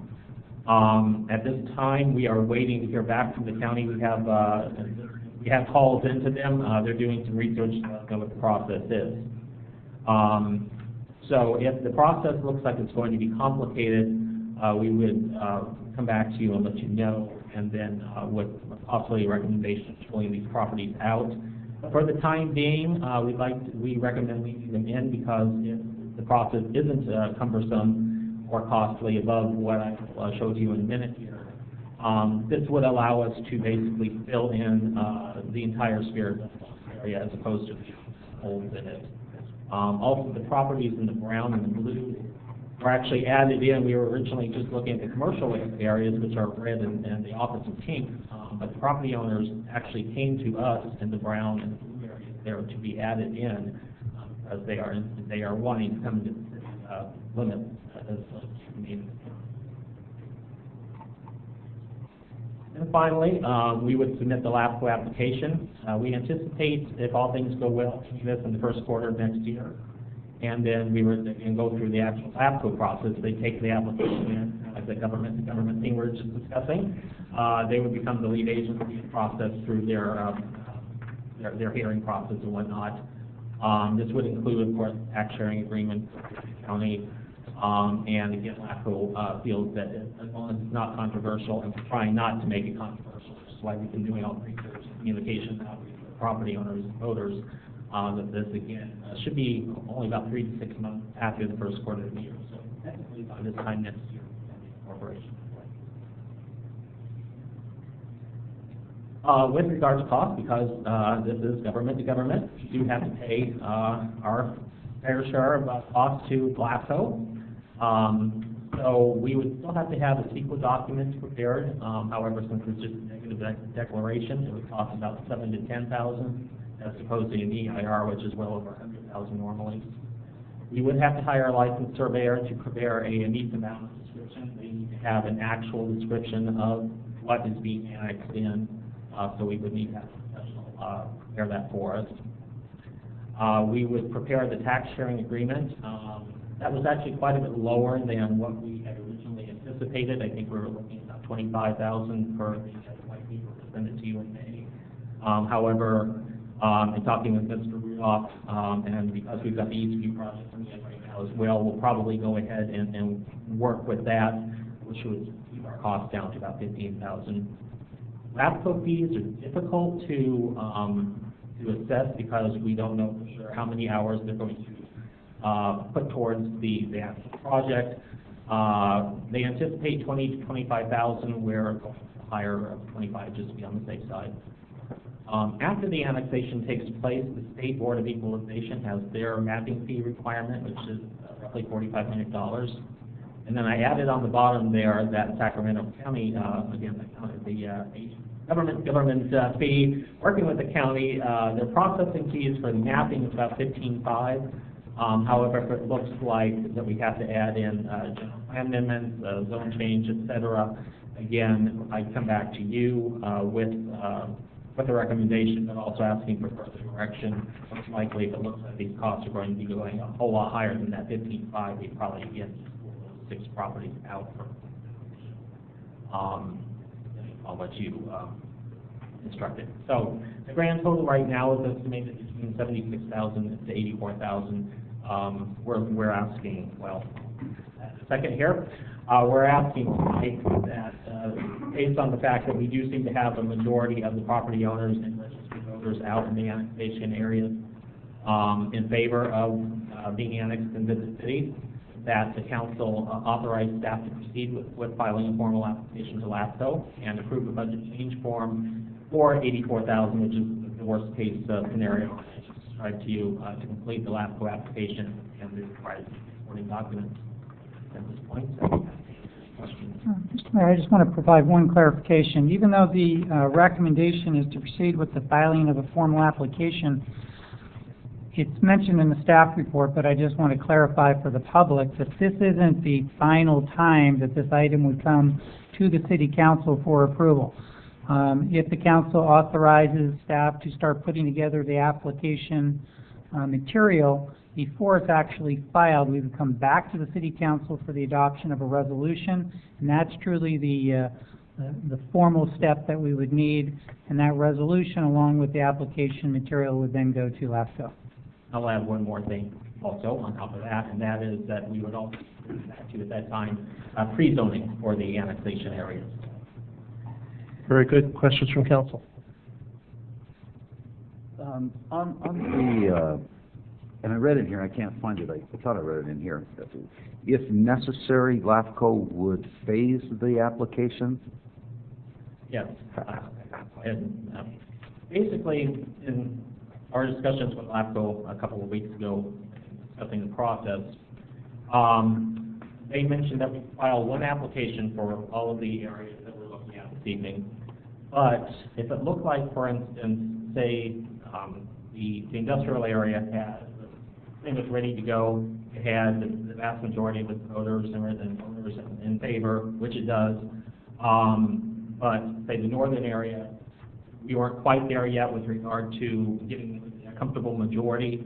We could actually split off and phase the portion of the annexation area. So, for instance, we go forward with the industrial area in phase 1, and then once we got everybody on board and ready to go on the Twin Cities area, we could go in phase 2. Right now, we're recommending just going with one application, but again, we'll talk with the remaining property owners as best as we can to get a comfortable majority. And then if it looks like we need to phase, we will. I honestly don't think we do right now because we do have a majority of the entire area, but phasing is always an option. In the, on the properties up on the east side of Highway 99 north of Twin Cities, you have that exhibit up there that showed those properties that are bisected by Skunk Creek, forming the eastern boundary. I believe that's probably going to be somewhat of a difficult situation to resolve. I don't think it's going to be resolved as quickly, simply because some of the zoning and whatever their general plan says, I don't think we can. I don't know that we'll be able to do just a parcel map. So my point is, you know, proceed, talk to them and ask them. But I would rather see that we go ahead and immediately remodify that boundary. You know, check with the commercial property owners on the far east.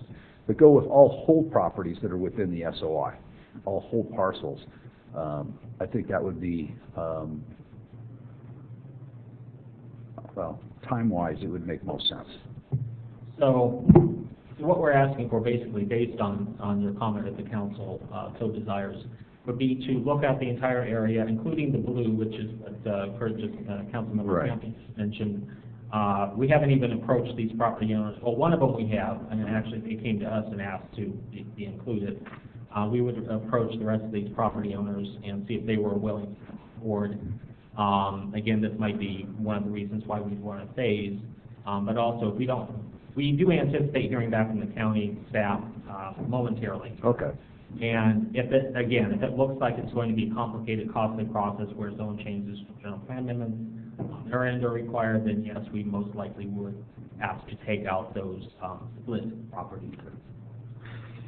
And I guess I don't understand why we wouldn't include the property that we talked about earlier, the casino property. Why wouldn't that be included in this application?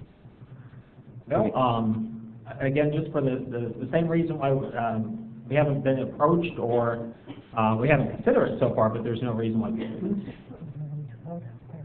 Yeah, I mean, I look at it, it's in the sphere of influence. We're working with a party that's interested in the property. I don't believe they purchased it, but I think it provides opportunities for the city because it includes other lands other than just the rancheria. So. Includes everything in this area along the west side of the freeway. Yeah, did LAFCO give any indication as to how they would respond to that? Again, it's all consistent with the general plan and the sphere of influence boundaries. So they haven't indicated that they would have any issues with this added area. But I would recommend or ask council to consider adding the remaining portion of the SOI. And see what LAFCO has to sign. I like the idea. I have a question for, legal counsel though. Correct me if I'm wrong, but is that not in a trust at this point in time through the federal government? I'm not sure on the status of it. If it's in the trust, that may complicate asking to annex that property in, so we would need to look at that, the specific status of that property. I agree with Councilmember Campion, but we need to check into that first. Otherwise, we're getting into a situation where we don't need. Yeah, we would have to check into it, but my understanding is the property has not been taken into trust as of yet. Okay. Very good. We have one public speaker on this, Dan Denier.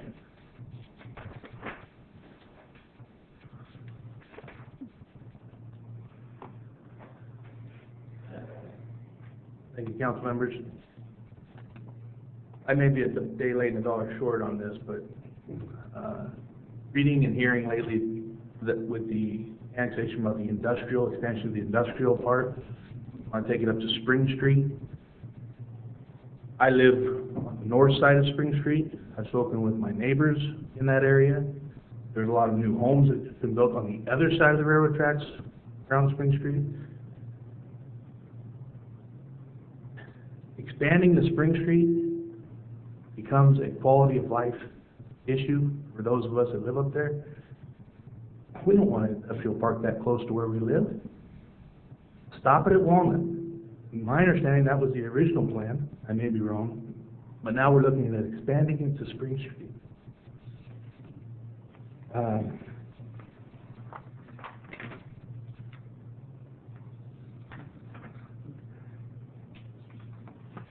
One thing that Mr. Stewart was mentioning was the eligible property owners. I'm not a property owner because I wouldn't be included in the expansion, but it's going to affect me as a property owner close to the expansion. It's going to affect my neighbors as property owners near the expansion. There are a lot of families, a lot of nice homes in that part. We don't want the light pollution. We don't want the trucks. We don't want the noise. There's a reason we live up that part of town. Unfortunately, we're not in the city council. Vote for you, but this does affect us as a neighborhood. It affects us. Like I said, they just built all those new homes up there. I've spoken to people over there.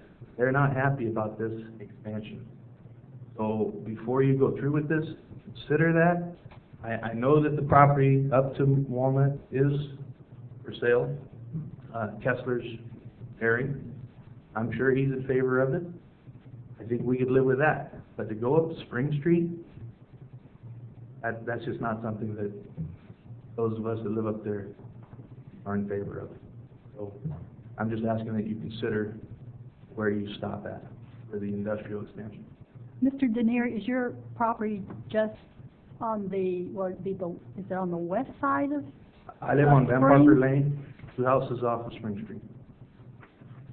Okay. And so we're looking at going all the way to Spring Street. Is that correct? Yes. That's correct. Along the south side of Spring Street, consistent with the general plan, which actually has office zoning on Spring Street, so it's actually not industrial. Were you aware of that it's office? No, it's just the whole expansion. If you see on the map, stop at Walnut. I mean, you know, you've got the FFA building up there. You've got a lot of homes that have been built along Spring Street already that are, you know, you're talking $500,000 homes. To put industrial buildings or even office buildings that close to that area, to me, it's a quality of life issue. I don't want to go out my backyard and have the nice glow of industrial and office buildings every night when I go outside. I've lived up there for 27 years. I've been a member, I'm born and raised in this town. My family's been here for generations. It's something, I've never spoke before the council.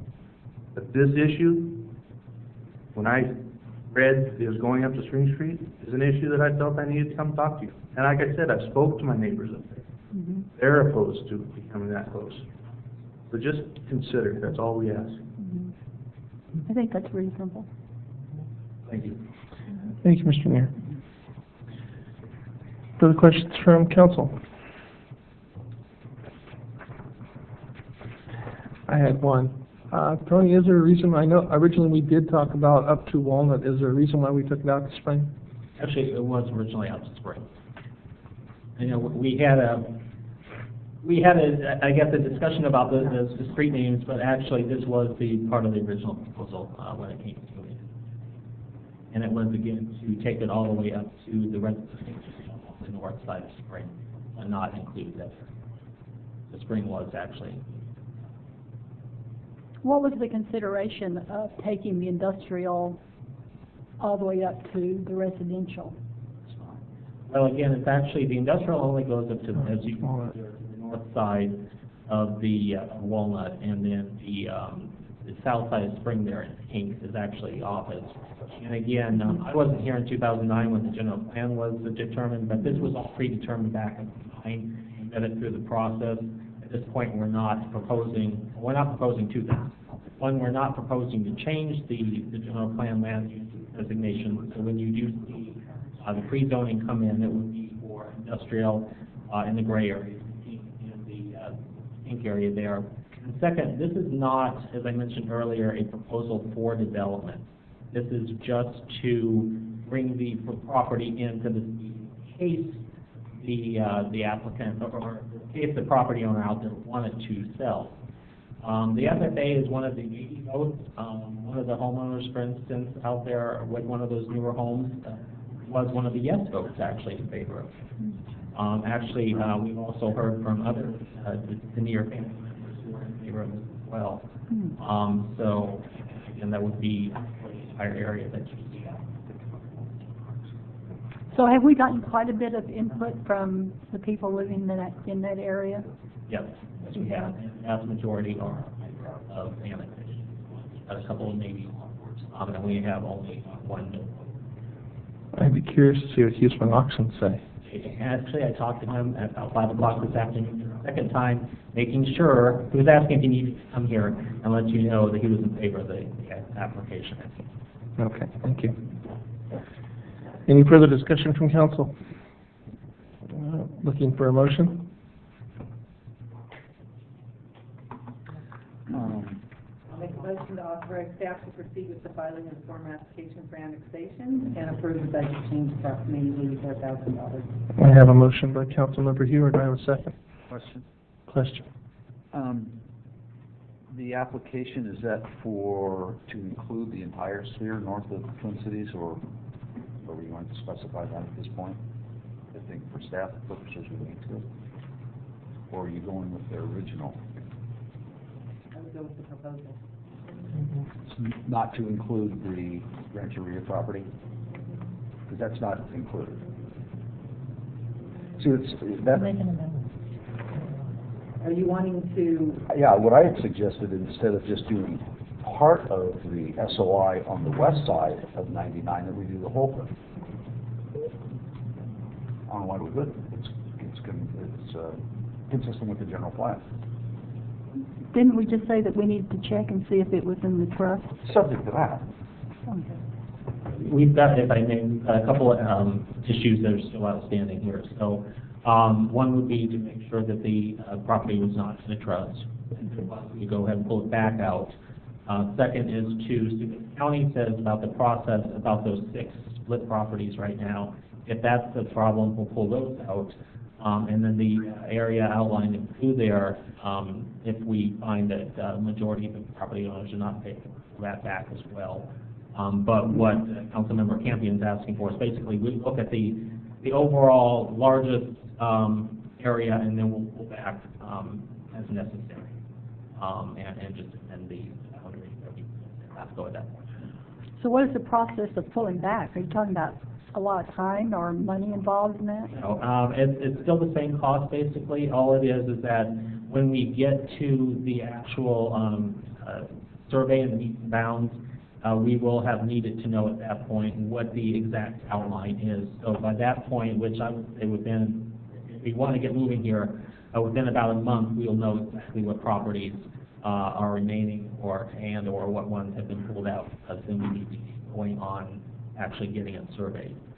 So we'll know at that point exactly what this annexation would look like, the entire area out of Galt. But it could be, slightly smaller. It won't affect the costs, and it won't affect the actual. So did you want to amend your original motion? Is that so what you're asking for is to amend the motion to include the revised annexation area? The entire annexation area on the west side of 99. I'll step See, the back. black, yeah, because the black line goes right down 99, and then it jogs down there at the bottom, so it come, that's the area I'm talking about. The gray, that The gray, gray. goes up to the railroad tracks. I'll accept that amendment. Okay, thank you. Okay. I'll second that motion. We have a motion by Councilmember Hewer, amended by Councilmember Campion, and seconded by, so, call for the vote. Vice Mayor Payne? Aye. Councilmember Hewer? Aye. Councilmember Campion? Aye. Councilmember Powers? Aye. Mayor Cruz? Aye. Passes 5-0. Moving on to Culture and Recreation, skate park inspection, improvements, and expansion. Mr. Solis. Good evening, Mayor and City Council. Tonight, staff is looking for council to provide direction regarding the skate park improvement and expansion. Would you like me to wait a minute? Yeah.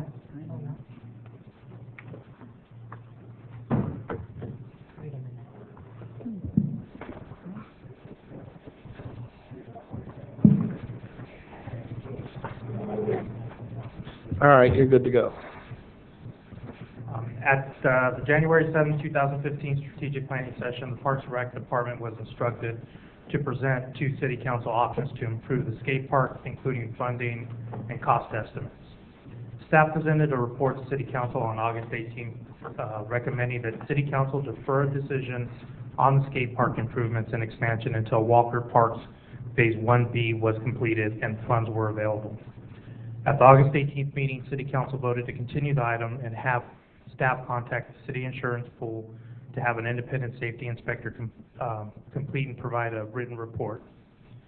At the October 6th meeting, staff presented the safety report from Briggsmore Risk Control. After much discussion, City Council was unable to reach a decision and instructed staff to continue the item to tonight's meeting. Since then, we have completed the 4 items that they've asked us to repair in that safety report. They are complete, they're done, everything's off the list. Last week I met with Mike Singleton to discuss any outstanding safety concerns with the skate park and staff recommendation.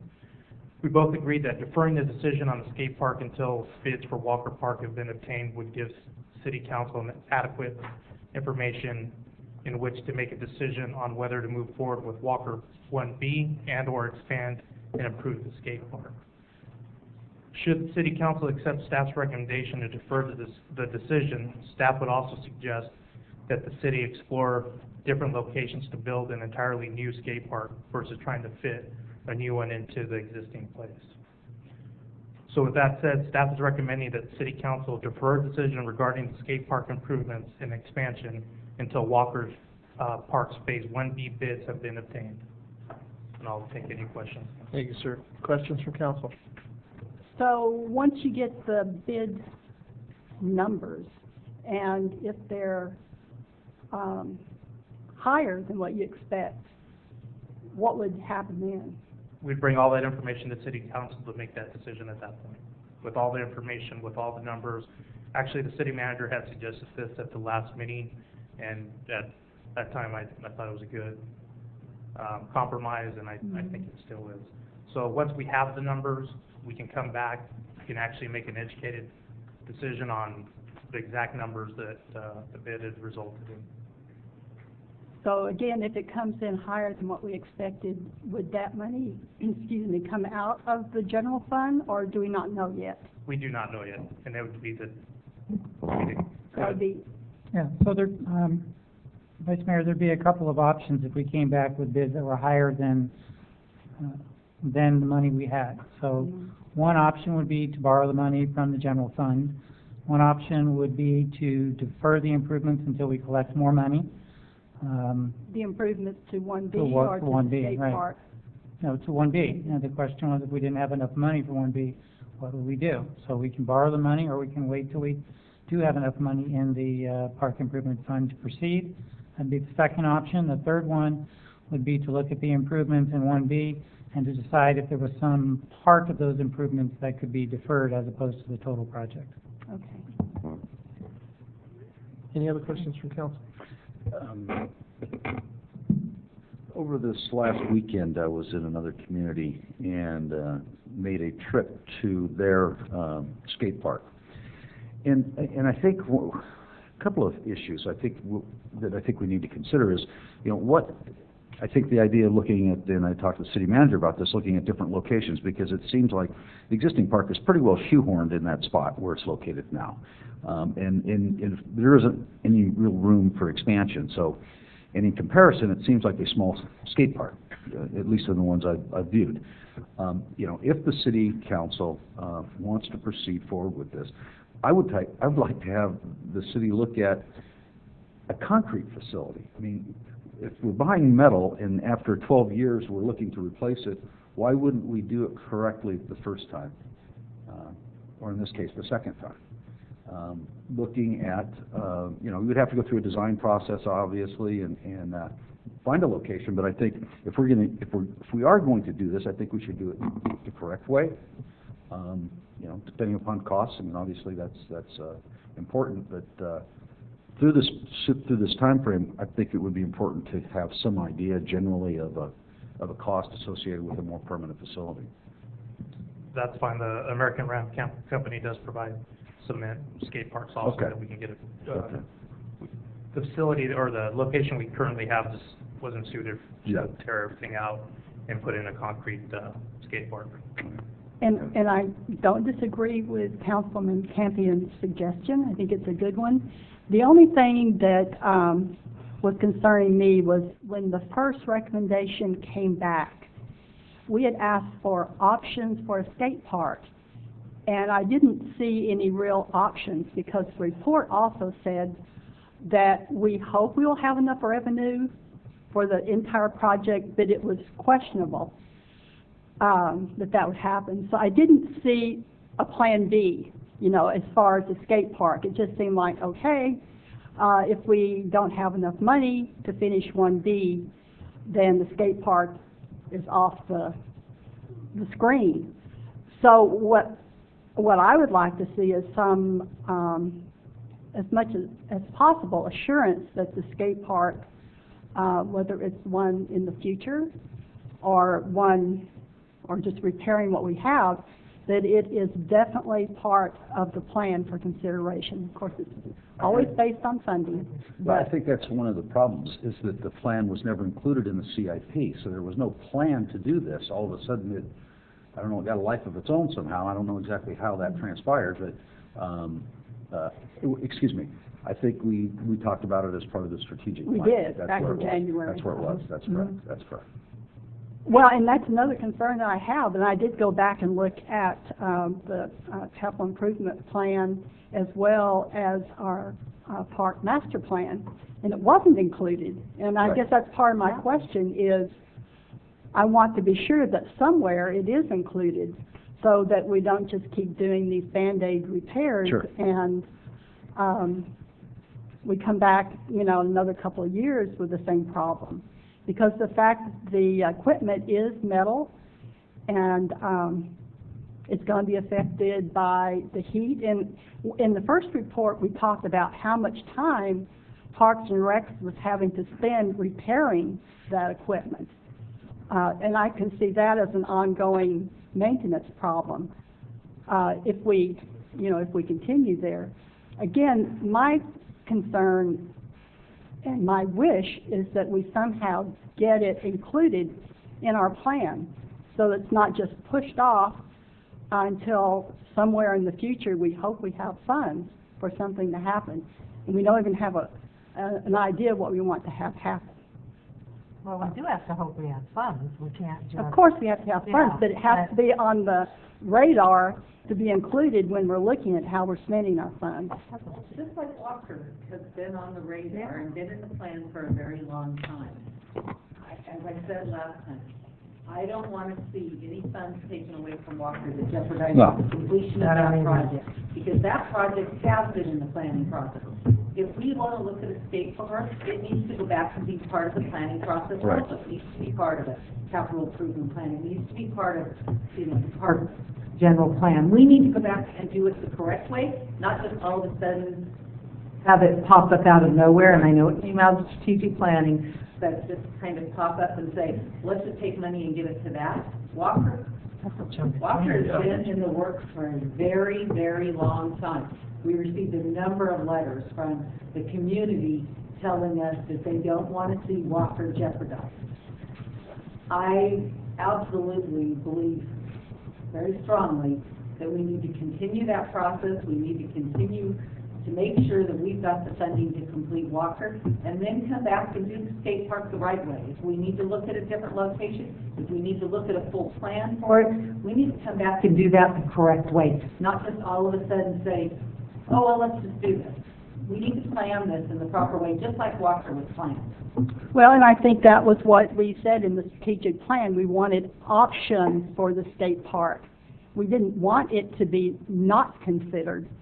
Maybe it was not included in the capital improvement plan, but it doesn't mean that it was intended to be that way. It just somehow wasn't part of the big plan. And I don't think there's anything wrong with coming back and looking at the bids and see if there's a compromise where we can have some of both. And the other thing that I think we need to consider is our ability to maintain the parks that we have. I know also in our capital improvement program, we have a list of maintenance items that we need to be doing that we're having a hard time addressing. One of them is the tennis courts needing to be resurfaced, and I've had two occasions where I've been out there and looked at them with people that were concerned about them. Veterans Field. There's a number of things that we have on our capital improvement plan listed of maintenance items that we need to take care of. So now we're looking at adding 2 more baseball fields, which is also going to require maintenance. I think that's one thing we have to consider. But I like the idea of coming back to the bids and taking a look at it and see if there's a way that we can try to reach some kind of a compromise. I don't think either the skateboard park should be included at this time. I agree with Councilmember Huber that we got to go through the process the right way of, next week somebody can come up and want something else, or somebody can put something in the strategic plan when we get it again, and we would love to have all kinds of things added to the city, but there's a process, and there's, funding to have to get, and but there's no reason why we can't, anywhere along the line, take a look at modifying that plan as far as 1B is considered. Well, that's for the council to vote on. I agree. Yeah. And I'm saying I don't have a problem with looking at the possibility of some kind of compromise. I don't know if that'll ever happen from what I'm hearing, but I would sure like to have the opportunity to take a look at it. Okay, well, And I know that's what Mike Singleton had with his discussion also with Armando. well, if you both wouldn't mind, I've got a very long line of people who want to speak on this, and we can continue discussion after the fact, Well, unless we have any further questions. no. Okay. Dan Denier. No.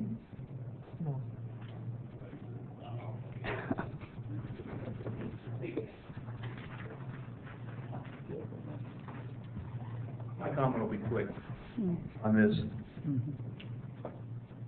I agree that you have to go through the process. That's the proper way of doing it. However, my only question to the council is this. How many parks do you have in this town for baseball, soccer, softball, any of those, basketball? How many skate parks do you have in this town? Either fix it or rebuild it, but focus on it, because that's the only one you have. You've got, who knows how many others? I'm sure somebody can tell. Armando. There are needs. We have one skate park. That's it. Thank you, sir. We have approximately, it's either 21 or 22 parks. The skate park is fixed. At this point, there are no issues with it. We've addressed the safety issues that were pointed out in the safety report. And we're not proposing to close the skate park. The skate park is not, We're proposing to status quo and proceed with the walker, because that's been in the plan, and then at such time that we have the funding and that we go through the proper procedure and the proper channels to do this, that we look at it. that is correct. Can we continue to hear from the audience, Yes. please? Al Baldwin.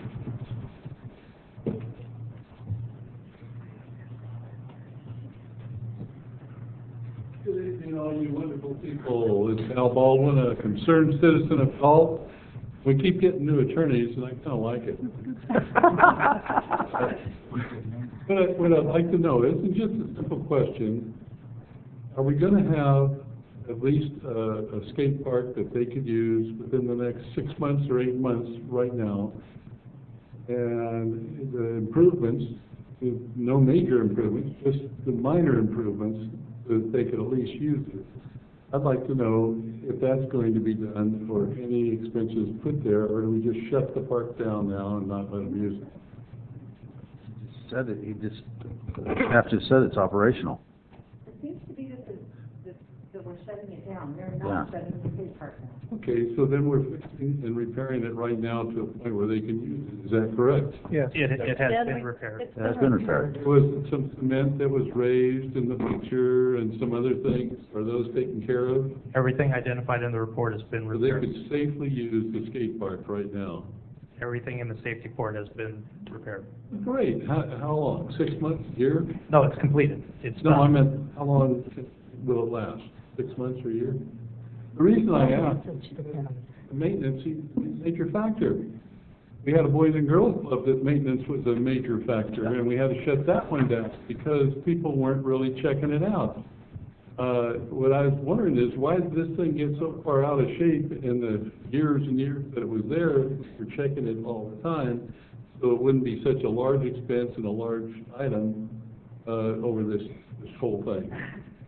So if it can be used, this is wonderful.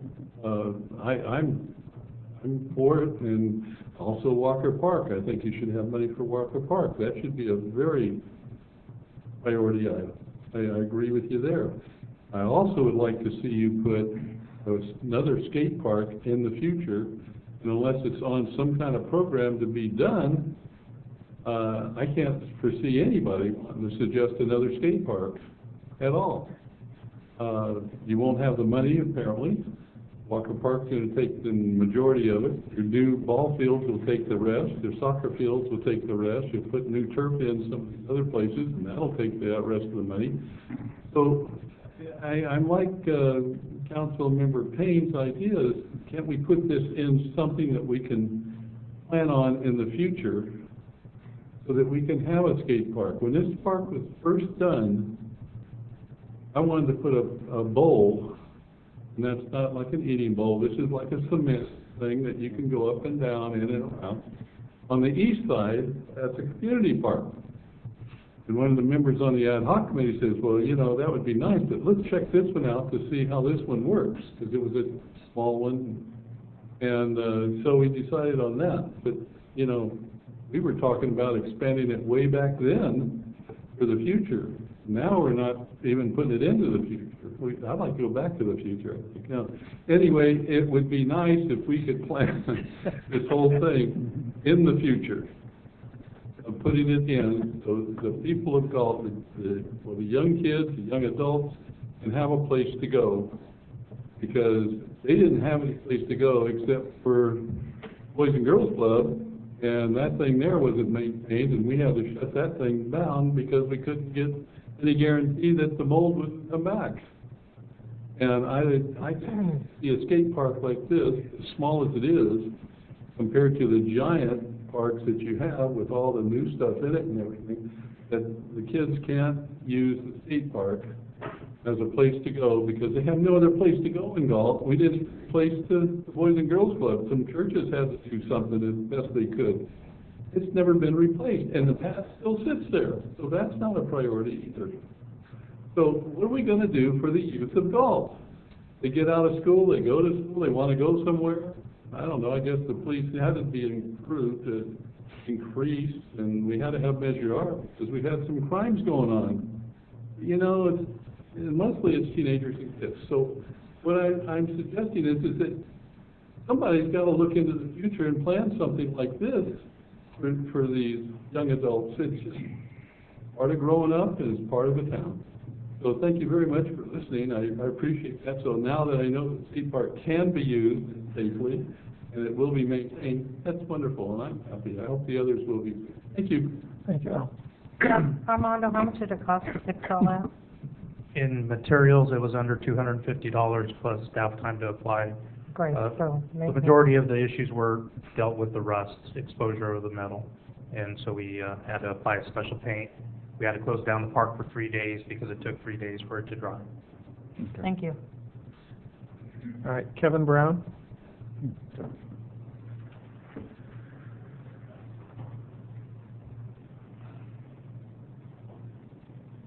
Try to, good evening to you, council. I guess that's the proper way to address you, right? I'm learning a lot tonight. I normally don't come to these meetings, and because I trust you all. So thank you for serving our community, and I do truly appreciate it. I'm on a few boards myself and understand that. So, but man, these go a long time here, huh?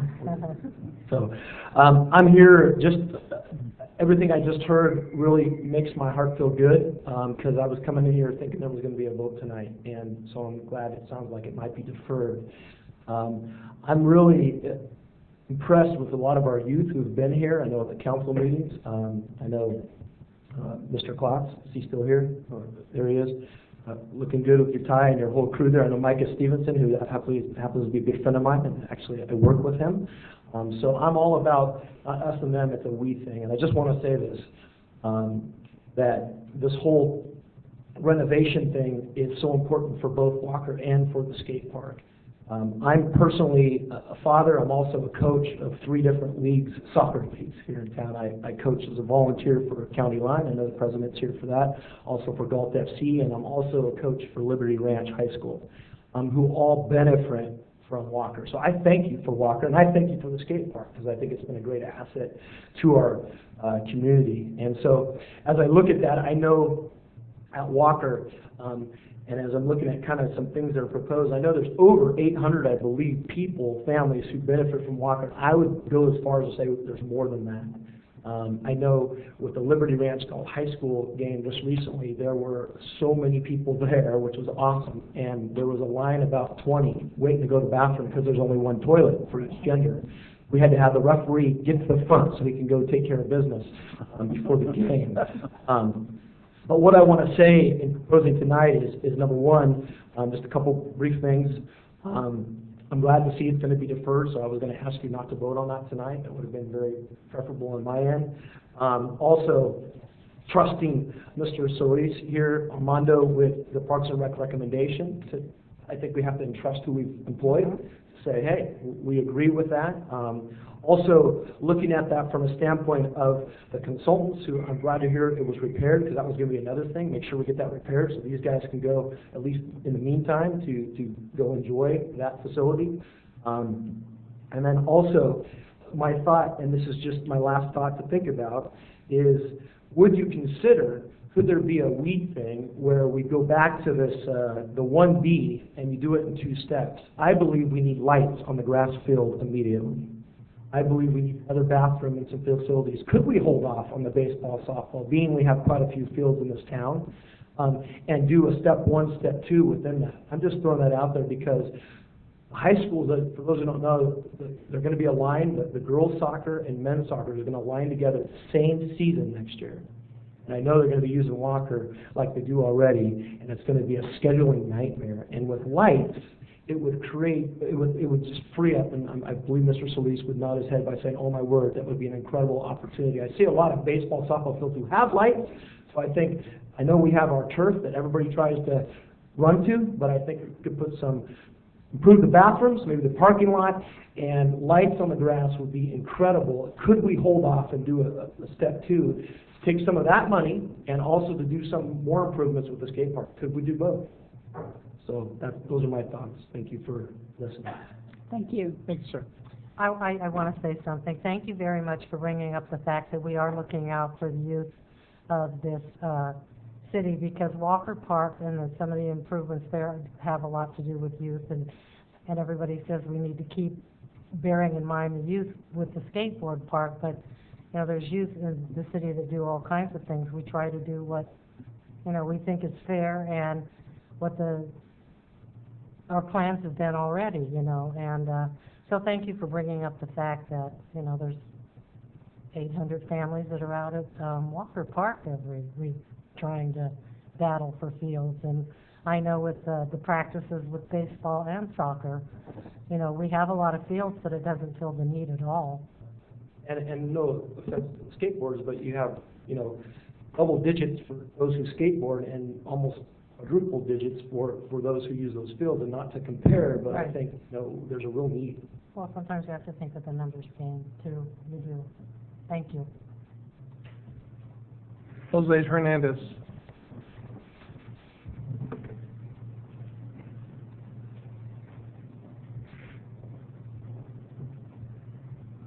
Council, I'm the president for Galt FC. I coach over Kevin there. I'm a coach there also. I've been here about 15 years in Galt, coaching various sports, from wrestling, soccer, baseball. I just happened to fall into soccer because my kids played mostly soccer, so I wound up being a coach there, and now I'm president of Galt FC. I just want to read again what Kevin said about you guys. Yes, we really appreciate what you do. We understand, you're going to allocate to a garden. To me, that's important. They talk about the cards for the police officers. Well, my son, he's older now, so for him, that's probably not going to mean anything. But for when he was 6, he brought that home, and it's like, man, they need to see the police officers, and it was kind of like, he's looking up to this guy, I got a card, So even things like that people say maybe don't matter, they actually really do matter. So thank you for doing that kind of stuff. Those small things, they do matter. So, but getting back to, like Kevin said, have a skate park. I think that's just as important as the soccer fields at Walker. I totally agree. It is. We have all kinds of different kids in the community. They all have their own things as they're growing up. They want them to get into different things, and that's perfect. But moving on with Walker, like Kevin said, I was out there the other day at a big game, and the parking was just horrendous. And there's cars parked all the way down on Orr Road, I had to actually stop my truck driving in because there was another truck coming in, and we had to stop, pull our mirrors in so that they didn't hit going by each other.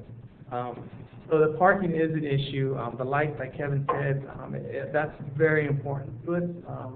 We play year-round soccer. We have about 16 teams right now, and then I know County Line's still practicing out there also with some of their, they'll be starting with their competitive teams, and then they have the co-ed teams. And so the lights are important. Right now, basically my team that I coach, the girls team, the U17 girls, we can't even practice there because I get out of work at 5, so I don't get home in time until 6:30. We can't start, so I actually have to take my team to Wilton to a private field that has lights to practice. Because we have our insurances and everything to go there, but that's what my team has to do. We have to travel outside to get time to practice where there's lights. And also, we can only, our club, we have to have good fields for to host games. The Walker Park is very important to us because the condition of the fields are crucial. So if a team comes because we play at a high level, they can, provide a complaint to the league and say, hey, their fields are not adequate. So we really think for the Walker Park, that facility has really helped our club grow tremendously. And so again, like I said, the repairs for the skate park was great. I was glad to hear that that's already happened. And then someone else mentioned having a better skate park. That too, like you said, it has to go in the plan. You can't, that's just the way everything works. You gotta have a good plan, because if you don't have a good plan, it doesn't work out very well. So, yeah, I agree, great with the skate park. I'm just hoping that, you understand, I'm sure you do, the amount of people that use Walker Park, and it's gonna be, to make those improvements, is much needed, and I just wanted to put that out there for you. Thank you all. Thank you. sir. Sherry Daly?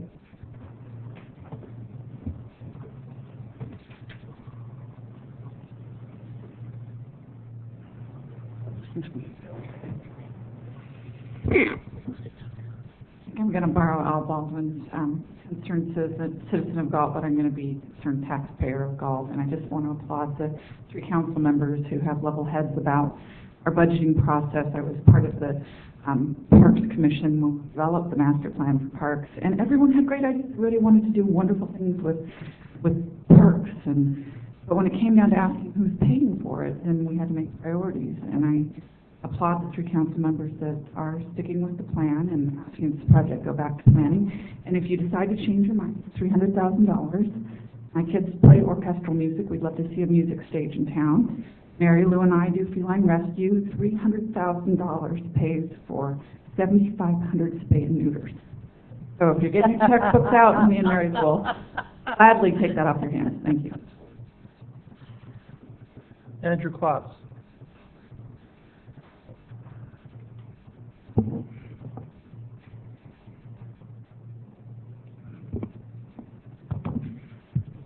City Council. My name is Andrew Klotz, and I'm representing the Wiki Club of Whittier High School. I appreciate everyone for coming out today, including all the remarks that have been made, whether for better or for worse.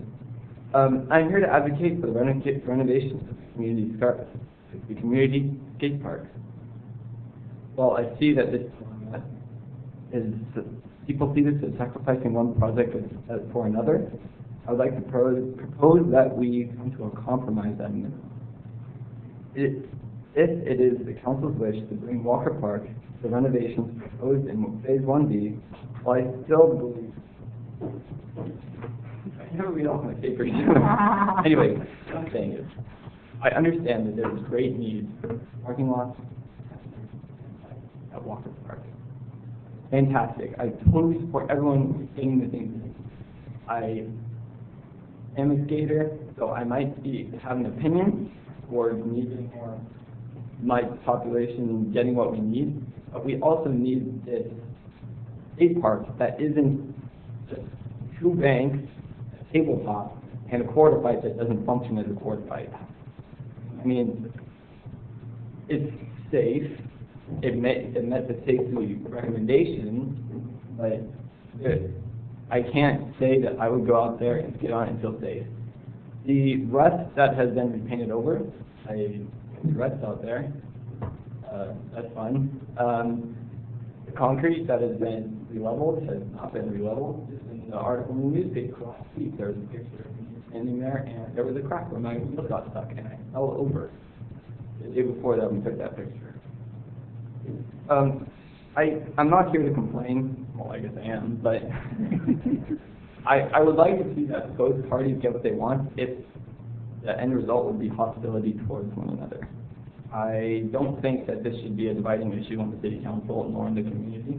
I think that there is some way that we can come to a compromise or a consensus between these two things, whether it be getting Walker Park get what they need, and we get what we need as skaters. We have a facility. It's a facility, but it's not a good facility. Walker Park is a facility. It is a good facility, but it also needs some improvement. I would like to propose to the city council that you consider at least some kind of compromise if it comes to that.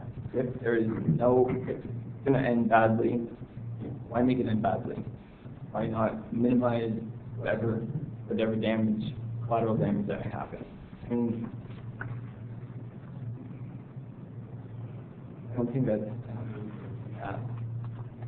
I'd like to thank you for your time. I'd like to thank you for listening to my ranting. Thank you, sir. Thank you. Colton Pioletti.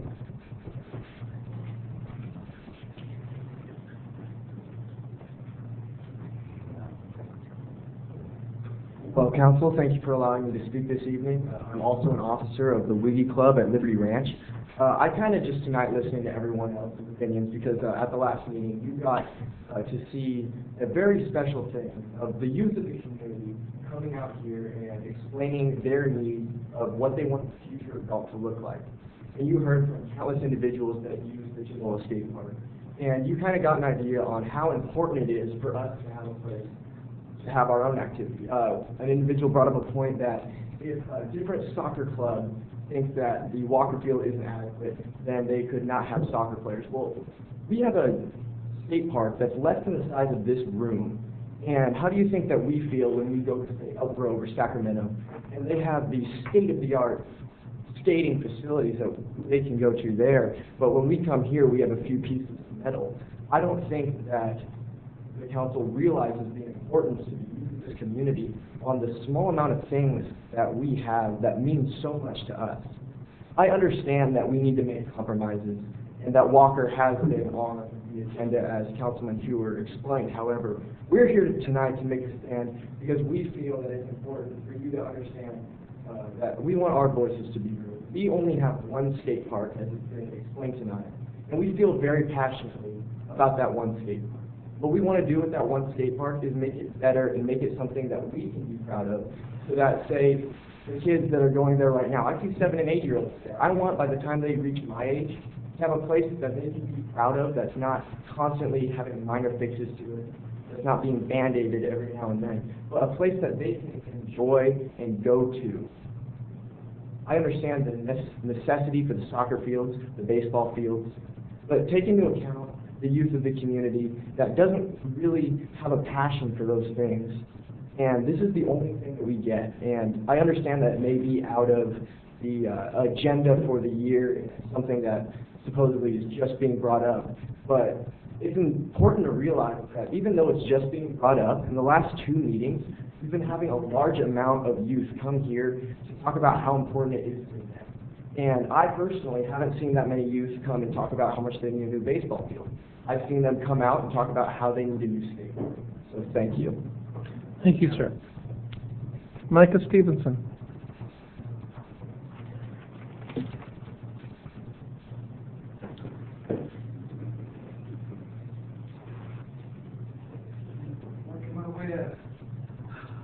Good evening, Council. Yeah, good evening. I would agree that it is a special thing to see high school students sit for 3.5 hours waiting for their chance to fight for something they're passionate for. So that is awesome. You see, Mr. Solis and Parks Department, thank you so much for the repairs that you did make. It shows that you guys do care for our youth.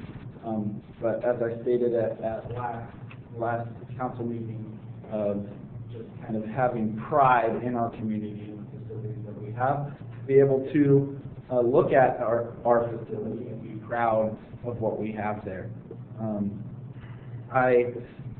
A lot of experiences in my life, both good and bad, have started with what if.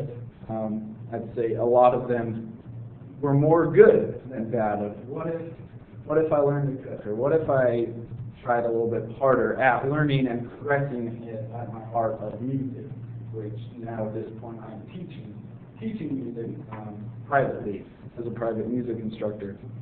But one what if question that I thought of, and it may be as horrible as my 3-point shot, because I don't play sports very well. My brother played sports very well, exceptionally well. My sister swam. So when I got dragged as a young kid to these double headers, to these triple headers, one that does not enjoy baseball, now I do. Now I have an appreciation for baseball, another appreciation for swimming as well, but being dragged to these 3-hour swimming, being dragged to these double headers because there's nothing else for me to do. Now, thinking of it, what if, since we are still waiting on bids, if that is still correct, Mr. Rudolph, waiting for bids to come in for Walker Park and the whole expansion, which I do agree that we need facilities up there for relieving yourself restrooms. Sorry, I don't know why I said it like that. Lights out there would be amazing, because I love going there on Saturdays, working with youth. I'll go over there Saturdays and hang out and watch some students play soccer. And then right over on the turf field, I have other students playing football, so I get to bounce back around, and I've enjoyed that facility. And I've actually played horseshoes over there too. But what if Walker Park, with these renovations that are happening, with expanding the parking lot, with expanding, and I don't know what the revised plans are. I looked at phase 2. I don't know last time City of Galt website was updated, but looking at the Little League field, looking at a turf volleyball, the restrooms were in there as well. Again, I don't know when that was revised, but what if for the family of 5 that 2 kids are into sports and 1 kid, like myself growing up, is not into sports and would much rather be rollerblading, would much rather be skateboarding or scootering or biking? What if there was an option for them when they do get dragged to these doubleheaders, when they do get dragged to these football games that varsity doesn't play till 5 o'clock, but they have to be there at 1 o'clock, there's an option for them to do something they love, which is skateboard, which is scooter, which is rollerblade. So I'm proposing that since these plans have not fully, from what I understand, been concrete and bids have not yet come in, what if there is a concrete skate park at Walker Park with lighting facilities? So when that family does come and the other kids are playing sports and doing their thing, there's an option for the kid that doesn't like sports, that would rather skateboard. And again, it's not, I view this as either our skate park gets done right now, and I understand that those things needed to be happening, and we appreciate those, but we also have another opportunity to be proud of something. We have 40 acres out at Walker Park that we bought, that was farmland from them, and we're putting in a new parking facility and possibly volleyball courts. What if there's a skate park there as well, at a very beautiful facility that is already well manicured, that is very pride in. So that's something that I propose, and that's a what if. What if I learned how to sew? What if I learned how to play guitar? A lot of great things have come from asking what if, but also a lot of bad things. And my time is up, but what if? Thank you, Mike. Thank you, sir. All right, and that ends our public discussion, our public comments. Do I have a motion?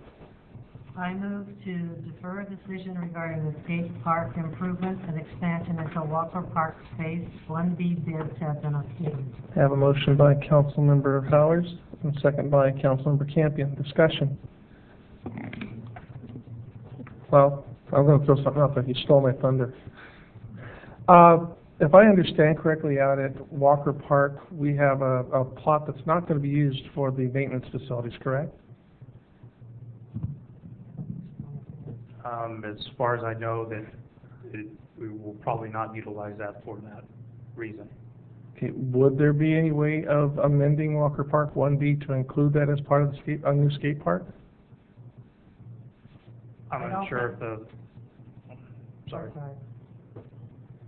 I don't think that's what we wanted to do, but you can try to amend it. You know, what we talked about was waiting. I understand that. I'm just discussing right here. Okay, are you going to amend it, or? No. This is a deference right now. I'm just asking a question at this point. One of my suggestions was to look at alternative sites, so that site could be looked at. Okay.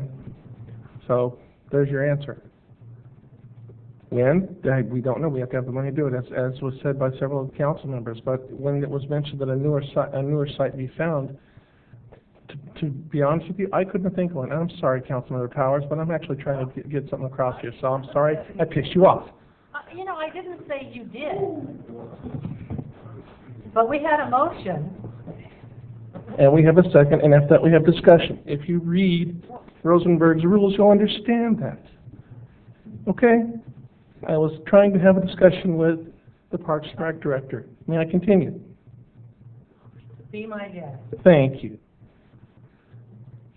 So it is something we could look into later on. I understand we have the deference, and 1B is important. You and I have discussed this. Correct. And I understand the importance of the bathrooms and the lighting. But it's something for us to consider as far as doing that versus repairing this.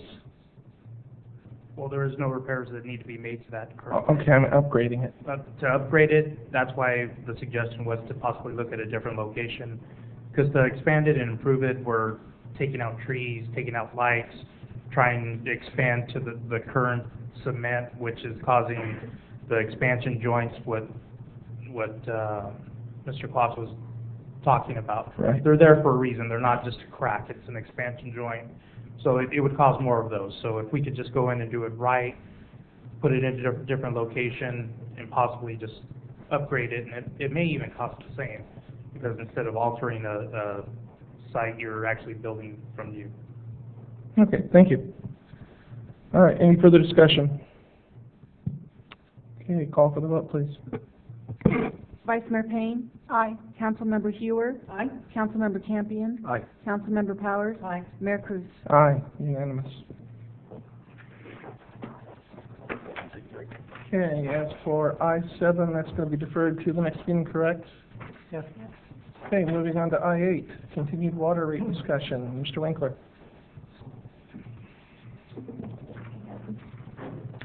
Well, we know the hour's late, and this is an important item, and there were concerns that we'd had an afternoon study session. This is a continuation of the conversation related to the results of our water rate study that we commissioned Raptelis to perform, and at the October 6th study session, we spent a fair amount of time walking council through sort of the steps involved and cost of service analysis and revenue sustainability and concerns under our current rate structure if we were to migrate 3/4 of our customers from a flat rate to a metered rate, the implications if we do not look at revising our rate structures.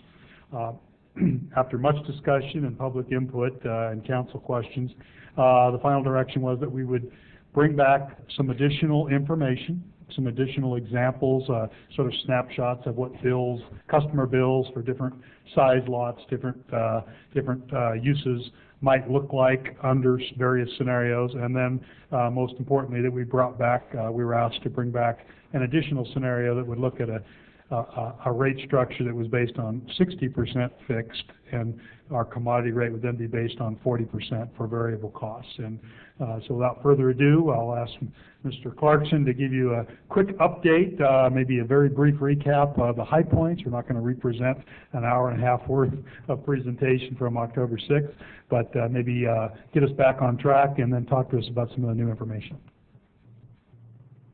Good evening, Mayor and Council. Those remaining in the audience, they left, and really we're going to have a big presentation right here.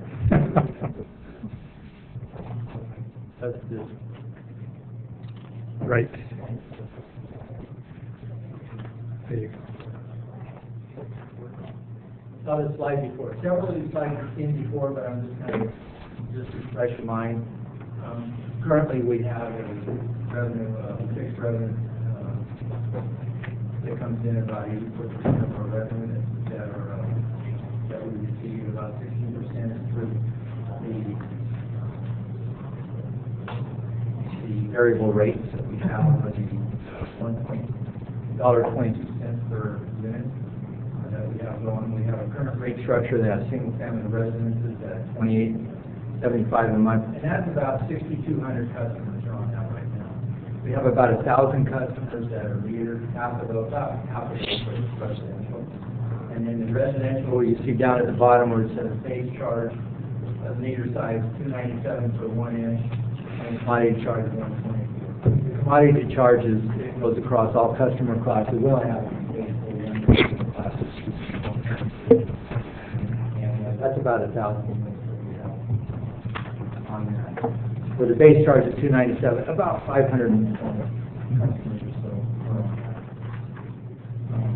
The fixed and variable option we looked at. We have our existing system. Leave it alone. We're going to have an 84% fixed, 16% coming in as variable. The people that are on the meter rates right now, the customers that are on it, about 10% is fixed, 90% is variable. We have a deficit up and running. That if we stay in this, if we move all of our customers, our fixed customers, over to the current 10%, 90%, we're going to have a deficit of a little over $300,000. So we're looking at, we calculated all this, we put all our numbers together, we looked at all this before we decided to go with any type of recalibration. We had to look at it, see if it needed to be recalibrated. And because of the deficit is when we thought that there was a recalibration needed. We have, right now, tonight, we're just going to look at, I'm going to have some side-by-sides. The council asked us to do the 60/40 review.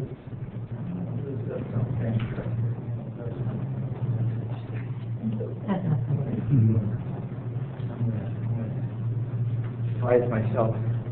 And the option 3, 60/40, is what you asked us to bring back. We'll be doing some side-by-sides, but just to keep aware that we haven't changed the basis of the cost of service study. We haven't changed anything with relation to the peaking factors with our meter equivalency units. All of that is stayed the same. What changes, you've seen this, I can get a little later. You've seen this chart, and it really has 3 components to it. We get a functional, this is the same no matter what rate system no matter what option we have, this is the same. We've broken this down, equals 2.9 million or so of the O&M revenue that we need. These are functional categories that we put in there. They're used throughout the system. It's all the same in here. And we have a fixed, what we're going to allocate the fixed, and what we're going to allocate the variable. Whether we're in a 40/60 or 60/40, all we're doing is adjusting something right in here. All of this stays, and all of the other peaking factors and stuff, this stays the same. When you look at the 60/40, you see a lot of the capacity, 100% of the water plant, couple of things, I won't go into all of it. And you see 100% of customer service and billing, and you see these other items out here. And it's not quite 60/40 right here. And the reason for that, I can yell out. Yeah, but they don't pick you up. And the reason for that is that we would have to start adjusting these right in here to get it to 60. And we were trying to hold consistent and have an access through all the different options. And instead of going in here and messing with these, if you look at all the options, we've got a 40/60 split, 29/43, and a 29 again. That split has stayed throughout. So we got as close to 60/40 as we could without changing some of the main parameters that we've tried to stay with on keeping everything close to balancing act here. Now, for the 40/60, and I'm not going to go back and forth with the charts, I'll just tell you there's only 3 things that changed here from the 60/40 to the 40/60.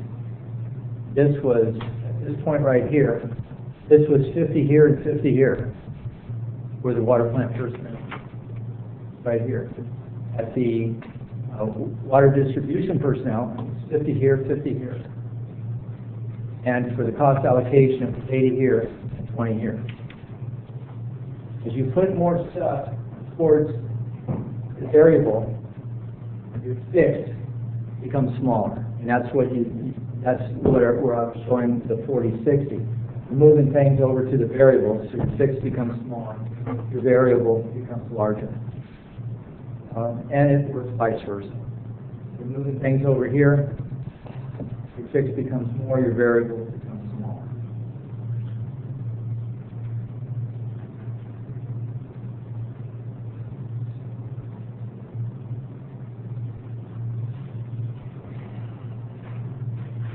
Now, this all stayed the same, except now we've got 100% in the customer service and billing chart. That's why it went from about a 530 right in that range to 630, right here 638. And our total capacity costs have went up slightly. So instead of it being around the $8 range, it's around a $12 range. So you get it combined for a 1-inch meter, or that's an 1898 versus the 1334. 1334 was 46. And that's because we've moved things into fixed. And this is where you're fixed at. your fixed revenue comes in right here. So you increase that a little bit. So when you talk about that 57%, am I understanding that when you talk about that 100%, those really are our actual fixed costs? So really, those 100% really are fixed costs, correct? Not quite. Right? Not quite.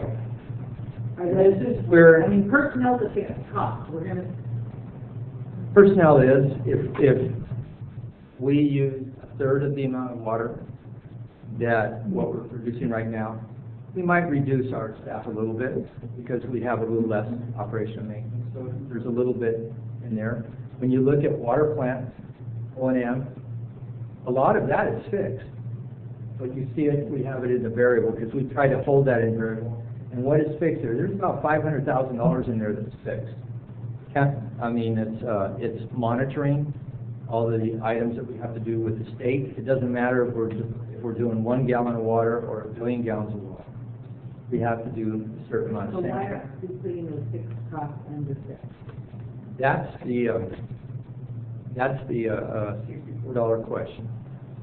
We look at that the council has a choice. You know, when staff looked at it, we looked at 4060 as a component that would allow us to get our costs back, lower down or allow affordability for the lower end users, have a little water conservation component in there. And so you've got to figure out where your fixed costs, because some of your fixed costs are going to have to go in variable. If all of our fixed costs stayed in the fixed range right here, we'd be in the 80+% range. Everybody would be in the 80%. Every water purveyor would be. And then, as one of our customers said at the last meeting, where's the incentive to go to meters? We're almost back at flat rating. You know, and so what we try to do, all of our numbers, cost of service and everything is done based on Prop 218 requirements in the state of the California Constitution. Now we come to this, we can start adjusting this. We be in the city council and make policy decisions on what you want to put in fixed, what you want to put in variable. Now we'd have to have a nexus form. This is a really easy one right here to do that.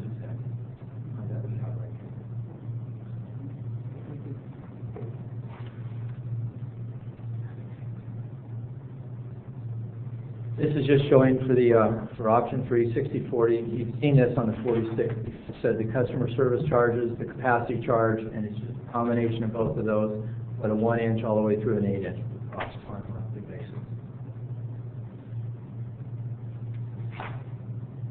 We have, again, this is now a side-by-side. So this is taking the 60/40, which is over to the right, and this is showing what a 40/60 is.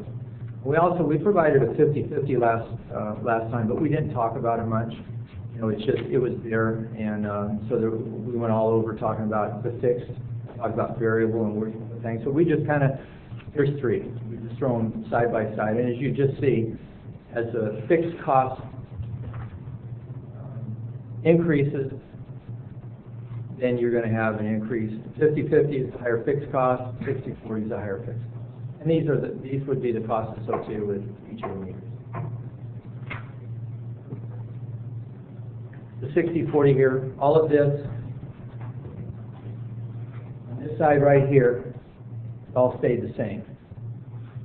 Both sides right here. Doesn't matter what option you use, those numbers remain the same.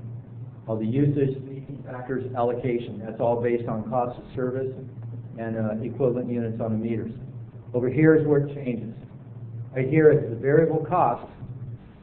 In a 60/40, we need about a little over $1.2 million in revenue to come from variable. So it's split accordingly. You have your unit rate based on the base factors, and your peaking factors have the other unit here, which varies. And these add into each other to come out with your commodity rate or your variable rate.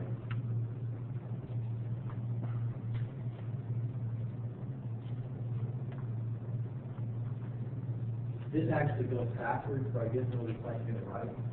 This should be the last one we showed. But so we add those things together, and we come up with a commodity rate. And this is showing comparison of 40, 50, and a 60 variable. And so as you see here, your fixed rate goes up, your variable goes down, because we need less revenue from the variable, and vice versa. And that's how that works. Right now, we're currently existing for 1,000 customers. We're at $1.22 for the variable, and then we would move in 40, 60, $1.23, 105, and down 87. And then we keep showing this other component, irrigation, because they have different peaking factors, and we are looking at having a different cost for them, because they need the water at different times of the year, and they put a bigger demand on the system. And it's all based on their peaking factors, meter size, and a few other things that come up with that a little bit higher level for that use.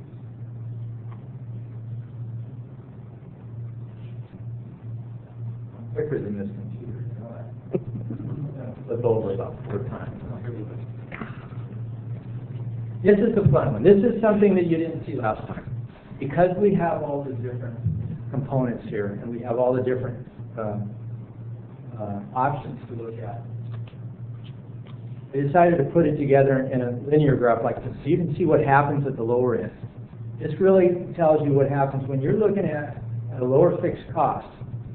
You're going to have this 40/60 is right at the bottom. You're going to have the lowest cost for your 8 cubic feet of water use. That includes the 8 cubic feet plus the 1334. That's for that number. This is 13 cubic feet plus 1334. And the purple line goes up here. This is 25 cubic feet, which is about 19,000 gallons, and plus 1344. That's what happens there. So at the lower end, so you're at the lower end to the 40/60, you have a lower fixed rate. It becomes more affordable for the lower end user. As you get to a higher end user in this 40/60, the rate becomes higher compared to the others here. Your 60/40 that you have to do is the dark blue line right here. All of these are pretty close. This line right here is the $28.75 that everybody pays, or 6,200 people pay right now, residential. I didn't graph the existing. We do have one right after this that shows the existing compared to the 60/40. But the existing residential 520 actually would be down here in the $12 range at the beginning. Then it would come in here about $14 or $15, and then move up right about in here about $32, $33. We're way down, you know, on their use right now. I'm comparing to this. So when you look at the 6,200 right here, you're going to have, you know, when we change over, if anybody's using less than the average right in here, it's going to be pretty much lower than what they're doing right now. It's just what happens on the higher end. And there was some comment about what happens with more people in the, you know, in the home, and they can't go any lower. And so we'll talk about that in a few minutes. But this graph kind of shows you when you change it. That when you have a higher fixed cost, you need less on the variable on this one, and that's why this is a little lower out here for the same amount of water. This is the residential customers of 520 or so that I mentioned, 1883 or so, so there's 13 units, and this is comparing to 40, 50, 60, and I already showed you on the graph as well under that. Water rate comparison. We went out and these are the same utilities that we looked at last time, and we now compared it with the 60/40. The fixed is the dark blue, the variable is the light blue. When you look at a 60/40, we've got a ratio here.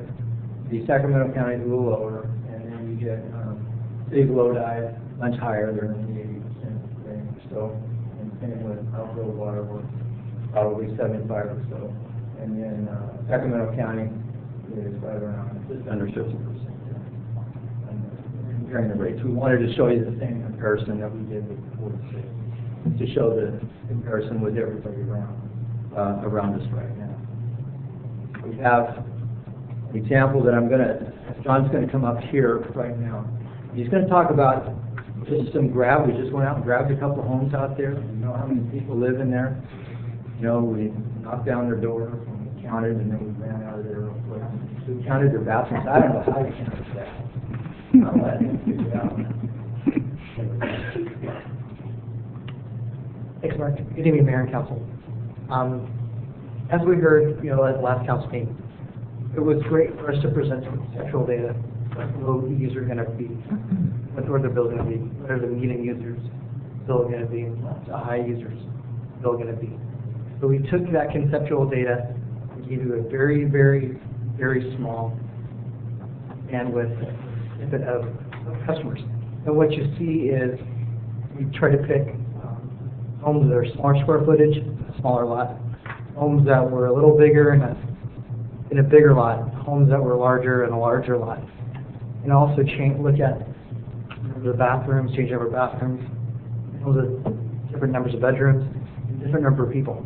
Again, we just picked out of random, out of our 7,000 customers, 7 homes. And so what you see is we picked also August usage because that would be what we thought will be the highest bill for the calendar year. Taking these 7 customers, what you see is on the currently 2875, but it will change based on what starting with is. 4060 is 5050 or 64.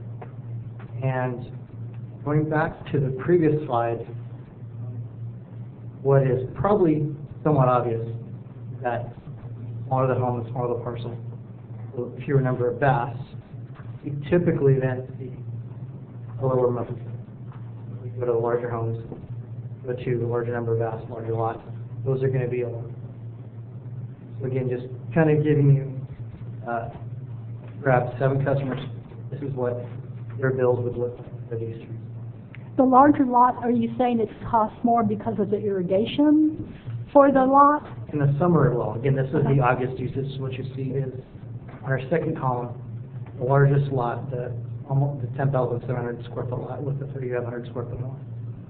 We use 33 units there. Where the home, the 4-bedroom home with a single guy living there, he used 9.5 units of water. And he had a much smaller parcel and a much smaller home.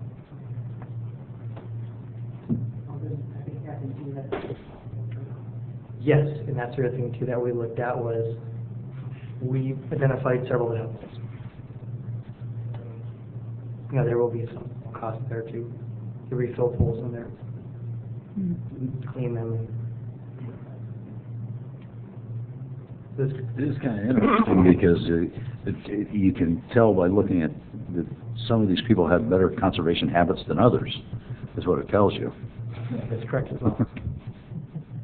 And I think if we picked a much larger data set, we'd probably see that in greater detail. Yeah. So we do get some on large lots that conserve, and we get some on small lots that still use a lot of water. Did you note if the grass was green or brown? Golden is the Golden. politically correct term. Oh. That's what they want you to think. They painted it green, they'll make it look nice. Okay. And this slide was brought back because we were asked, well, averages are great, but show us a spread of what bills could look like. And this is August usage. And as you can see, people that are in a high usage, F and G, their bills in August will probably be double the average flat rate. But if we were to show you January usage in a wet year, they'd be well below the 2875. And so you have to, when we look at revenue, we collect revenue all year long. You have low months and high months when you get into a metered rate. But at the end of the day, we have to collect enough money across the year to cover our fixed and variable costs. So these are some snapshots. They're not statistically representative of all of our customers, but we did want to go out and get some small lots, some large lots, more bathrooms, pools, and just give you just some examples of what rates could look like in August of this year if we were to move to one of these 3 rate options. I think you guys did a really good job, and it looks like you had a little bit of fun with it too, which is kind of nice. But thank you for it. So I'll try to get the horse back in the corral here, and once I get these guys out running in the pasture, they don't want to come back in. But again, we asked our consultant not to look at the future and millions of dollars of arsenic remediation costs and system replacement costs that aren't built into our current rates. We asked them to say, all right, listen, before we move 6,000 flat rate customers to a metered rate, we want to make sure our metered rate is calibrated and is going to provide sufficient revenue going forward. So we said, we would like you to look at our prior year revenue before we did any of this, and escalate it slightly for our new meter debt and for our potential shortfall of 325 that would factor in, and with our little 1.9% escalator, and give us, use that as your revenue base, and then give us rate options that would produce that same amount of revenue. There were concerns at the August 6th meeting by some that, well, you know, if you do the math, 325, that it doesn't come out, you're going to be making lots of money. All three of these options, based on our current projected usage and estimates based on the customers that we can see usage data, will produce within $10,000 annually out of $4 million in revenue of the same amount of money. So pick an option. Do we want to favor the ability to impact your rates through conservation and maybe low-income folks? That puts you maybe toward the 40-60 option. If you're looking for guaranteed rate stability and less sticker shock for the high users, you're probably looking at the 60-40. And you can add as many scenarios in between as you like. We've tried to illustrate three based on the prior feedback. And what we need is some guidance from council as to a preferred option so that we can move to the next step in the process, which would be to take whatever preferred option direction you give us, and then put together rate notices and facts related to that we could go out to all 7,000 plus customers with a proposed rate and instructions as to how they can comment and protest, and we would ultimately, after 45 days after mailing those notices, we would then bring this back to council for a public hearing, further public input, and then a final rate adoption consideration. And so by giving us a preferred rate direction tonight, if you're so inclined, that would be for purposes of proposing rates to the public under Prop 218. You are not bound by that. You can come back later, and if you get an overwhelming negative reaction, you can refuse to adopt the rates, or you can modify as long as you stay below the cap that would be advertised in our rate notice. You can't raise it at the last minute, but you could adopt something less than a proposed rate. So we're looking to implement metered rates and to start doing mock billings for our 6,000 customers that are going to, under state law, be moving to metered rates. So we want to make sure we protect our revenue such that we continue to provide safe water and summer peak water demands in a budget sound way. And so it's kind of a matter of policy as to, do we want to really be fixed on our costs and cover our fixed costs with very little impact from conservation, or do we want to, by policy, say we want to put a bigger emphasis on water conservation and rewarding those who are conserving? That would push you toward the lower fixed end of the spectrum, and that's what we struggle with, and our problem is now your problem to give us some guidance. I have to ask you a question, though. I think I'm understanding that regardless of which way we go, whether it's 40, 60, 50, 50, whatever, we are covering the costs of operating. My question. The answer is based on our water demand assumptions. Now, if we go into an extended drought and a mandate to conserve 60% instead of 38%, and the people respond to that, the higher your variable, the more loss of revenue you could be subject to. Are we going to El Nino or no Nino, you know, and even if we get a wet year this year, the next 6 years after that, we could be right back into a drought cycle. So, you know, we don't have a perfect crystal ball, but we have looked at, based on what we're seeing our customers do today, what we think they might do after they're metered, and projecting that, we've built these 3 scenarios to be revenue neutral in the total amount of revenue produced to cover our costs. If the world we live in changes, then we'll, as we mentioned on October 6th, we do have arsenic issues out there to look at. We will see people's behavior change over the first couple of years of having meters. So we may need to revisit this in a few years. So we talked about restarting the clock on our CPI adjustments for a full 5-year allowed under the law escalation factor. That would provide some safety and inflation proof, where if our arsenic costs come in lower and customers, we don't get into an austere, you know, severe restriction on outdoor watering in a drought situation, we may not need to revisit this for multiple years to come thereafter. We just got a few crystal ball things that we don't have all the answers to. What these projections will do is give us sufficient revenue over the next few years, and then we'll continue to refine our cost estimates for arsenic and see what's going on with the drought and have better information as we go. But it looks like the draft, I'm not understanding, if a fixed rate is $1 now, how could 40% or 50% make the fixed rate work? I mean, you want to make sure you totally cover all your maintenance costs. Well, we've added, in all 3 scenarios, our costs are what they are.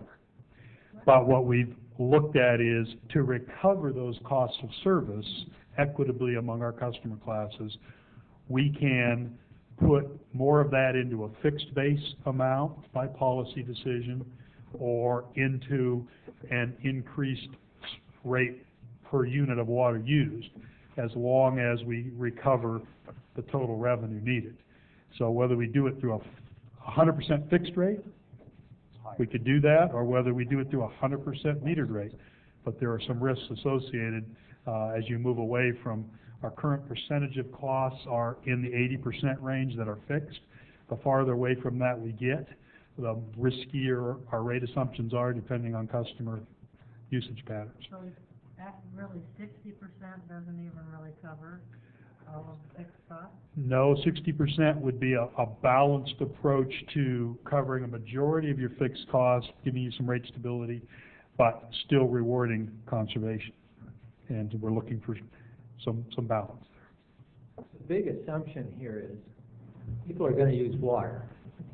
So if we have a fixed rate, whatever it's chosen at 40, 50, or 60, there's going to be an amount of water that they're going to use in their home. And it's trying to guess what that amount is in order to pick up the remaining revenue off of that variable. So the higher you go in your fixed costs, the less we have to worry about that. Yeah. The lower we go in fixed, the more we have, there's guesswork involved, and also that it's a volatile situation the farther away you get. And that's why when you look at the other agencies around here, they're around 50 or above that. But at no point are we allowed to have revenues, right? I mean, we can't make more money than covered our expenses. We can, in the long run, that's correct. Part of our expenses are long-term capital improvements and system replacement or replacing rehabilitating wells. Those are all part of our cost structure.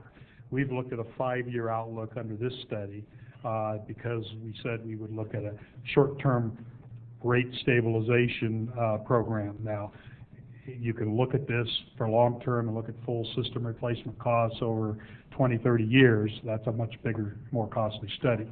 But since we were primarily interested in, before we migrate 6,000 customers from a sure fixed thing to a variable rate, we want to make sure our variable rates has been calibrated correctly, and we've given you some scenarios that would recalibrate those rates, and we need to pick one. I would like to see, rather than waiting 2 or 3 years to see how we're faring in terms of the rate and what the need is to say, come back a year after these rates are implemented, not to do an adjustment necessarily, but to look and see where are we with regard to meeting the needs of the department and the provision of water to the community, but also to also inform the council and the public what other major capital projects. We already know that we're going to be facing the arsenic project. So, if it comes back and we're maybe a little ahead on the curve on the revenue side, well, maybe, council has to make a decision at that point. Well, do we maintain that and set that aside to be put towards the arsenic project, or do we reduce the rates? But I think I would like to know where we stand with regard to the need in less than 3 years. I mean, I'd like to. Well, we do have an annual budget and even in a 2-year budget, a midterm update where we look at revised revenue projections and revised expenditures, and the water fund is a standalone enterprise. So we do that, but what we could certainly do would be to highlight for council, our progress and what we're seeing. We've been bringing back roughly in the last year and a half, about every 6 months, sort of a state of the water system update. We're planning another one in the spring. By then we will know for sure what kind of winter we had and what the outlook is, and we plan to continue doing that as long as the short-term outlook is grim or changing. We did have a side discussion with Councilmember Payne. She asked a great question, and I said, well, I would like to provide an answer to the entire council. She says, well, we're getting lots of questions, or she was, we're talking about Liberty Ranch, and we're talking about Delta College, and maybe casinos. Where's all that water going to come from, and how does that affect this groundwater situation? And, all of those developments have to mitigate their impacts. We have a urban water management plan that looks at orderly growth within our general plan, but we have to update that every 5 years, and we're due for a 5-year update. When I got here, we were behind a couple of years, and we did one my first year here to get caught up, but since we're already 2 years behind, 3 years in now, we're due for another 5-year update, and we have to look at that every time. Are our projections correct? What is our growth looking like? What is our water table doing? We've now got a new state mandate coming our way. It's SGMA, Sustainable Groundwater Management Act. It was passed last year, and we're going to have to start looking at our sustainability of groundwater use throughout California and throughout our region, and we're going to partner. You heard a little bit about this a couple meetings ago, and we're going to be looking at collaborative approaches to studying. We've got farmers with straws in our aquifer, we've got the city, we've got rural residential surrounding the city, we've got irrigation districts that are all competing for the same limited resource, and we all need to, at the end of the day, it has to be sustainable, and that's what this new law is going to require us to do, is to look at what is the sustainable yield and what are our plans for growth. And so we'll be bringing back additional information to the council as to what new development will look like going forward. All right. I have 3 public comments here, starting off with Rick Walters.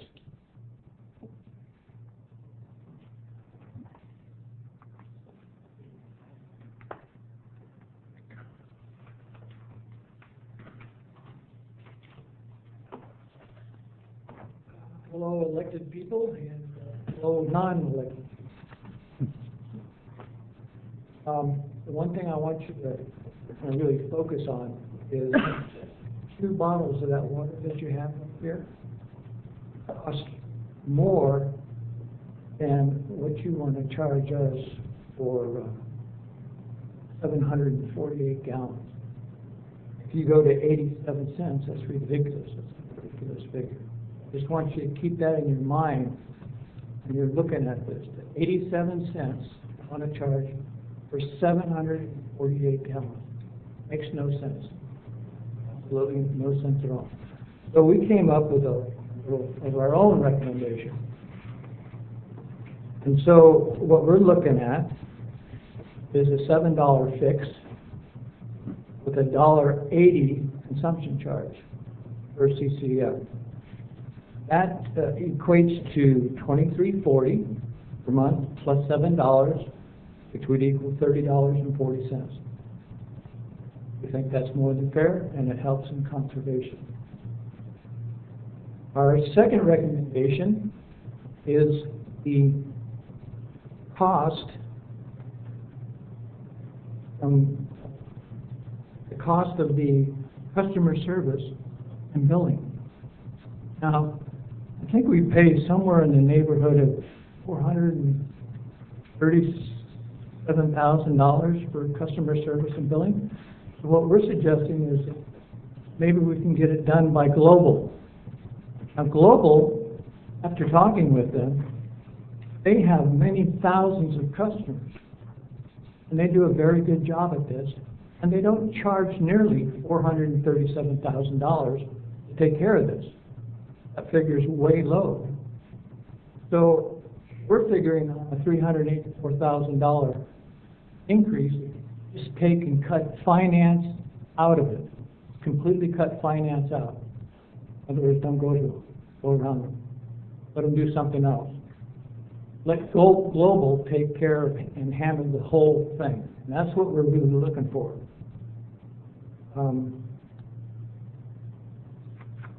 And I agree with the looking at quarterly usage so we can stay on top of this thing.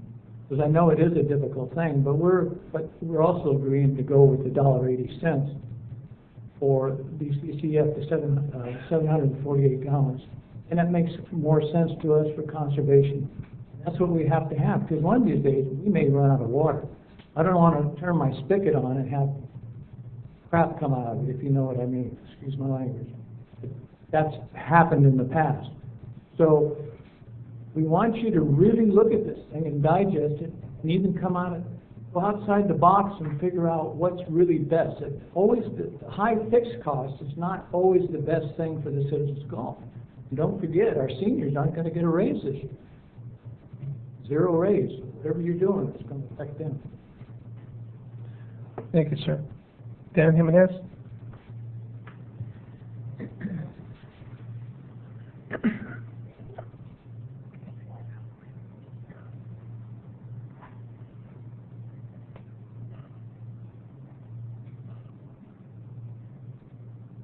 Dan Jimenez, and the thing I want to focus on is that one option of the 60/40, and that is,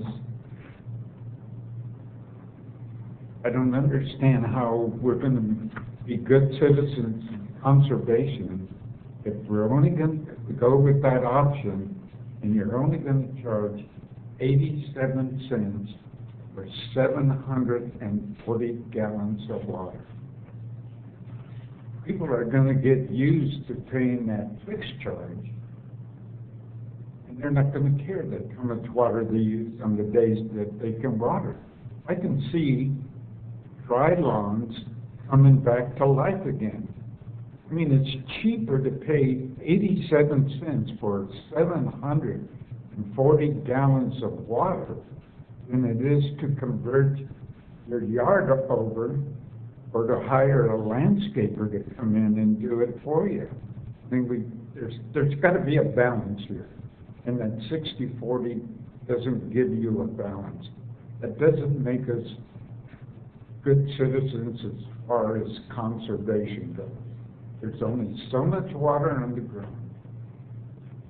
There won't be that much discipline in the home if you're only going to pay 87 cents. I mean, think about that. That's a heck of a lot of water for less than $1. What incentive is there out there to conserve? Yeah, you're going to get your money up front. I mean, I know that's the goal, but my God, how good is your goal if you don't have any more water? Because you want to make money? Sell that water to these communities that are dry. We'd be rolling in dough. There'll be trucks lined up from here to Loda trying to buy water for 87 cents. Now think about that. Choose an option that really makes sense and that gets us where you want to be and to conserve the water. That's all I'm asking. Thank you, sir. Sherry Daly?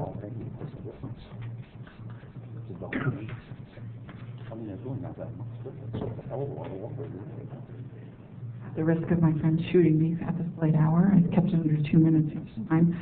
I just wanted to say that Mary Lou was kind of getting at the edge of this. 80% are fixed cost, and those be covered with fixed revenue. It seems to make sense.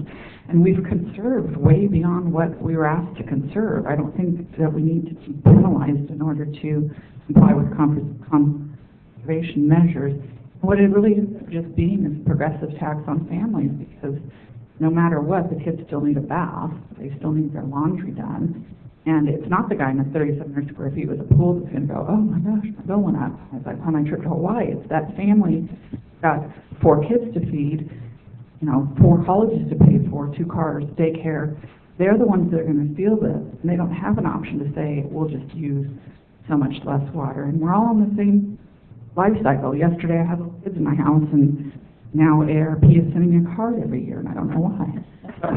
We're all going to go through those life cycles, so it's not fair to pit one group of people or ratepayers against another.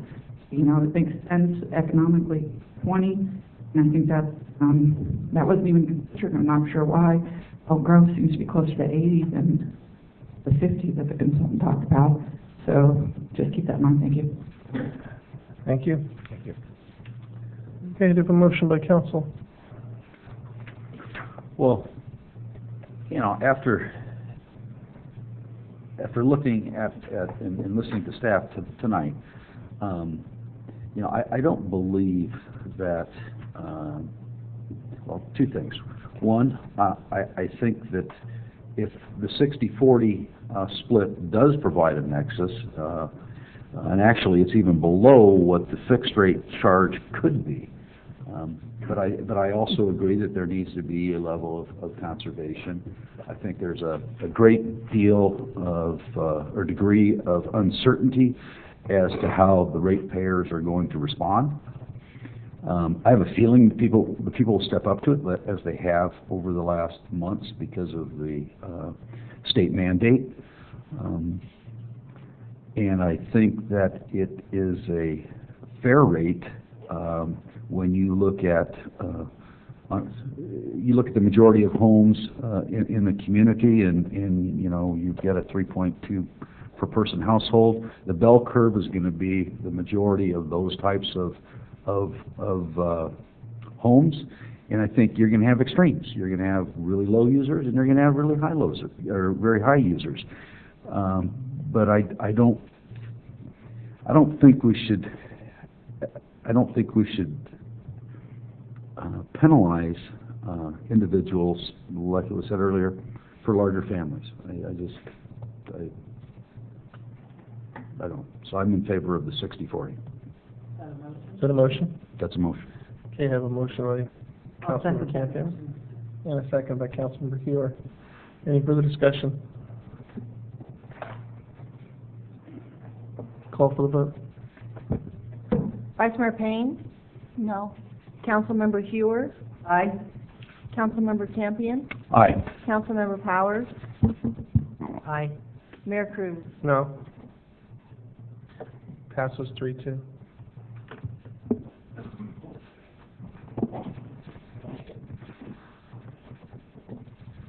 Okay. Thank you, Council. Moving on. Communications? None? City clerks? Comments by staff? Mr. Stewart? That's real quick. It was a bit late, knew that we didn't want to do a proclamation, but October is National Community Planning Month, so I just want to throw that out there. Like a planner when you see one. Oh, jeez. Chief comments? No, thank you. Is that no thank you on the hug or no? Both. Okay. Mr. Winkler? 3 quick things. We are done with the quiet zone median improvements and reflective upgrades. We're still having learning curve out there with people pulling out of driveways at quick stop and hitting them and knocking our new reflectors off, and farm implements trying to negotiate. We had a report today of one of our unmarked vehicles driving at the speed limit and car passing them at a very high rate of speed, only to realize that they were now on the wrong side of the median, couldn't get out of it.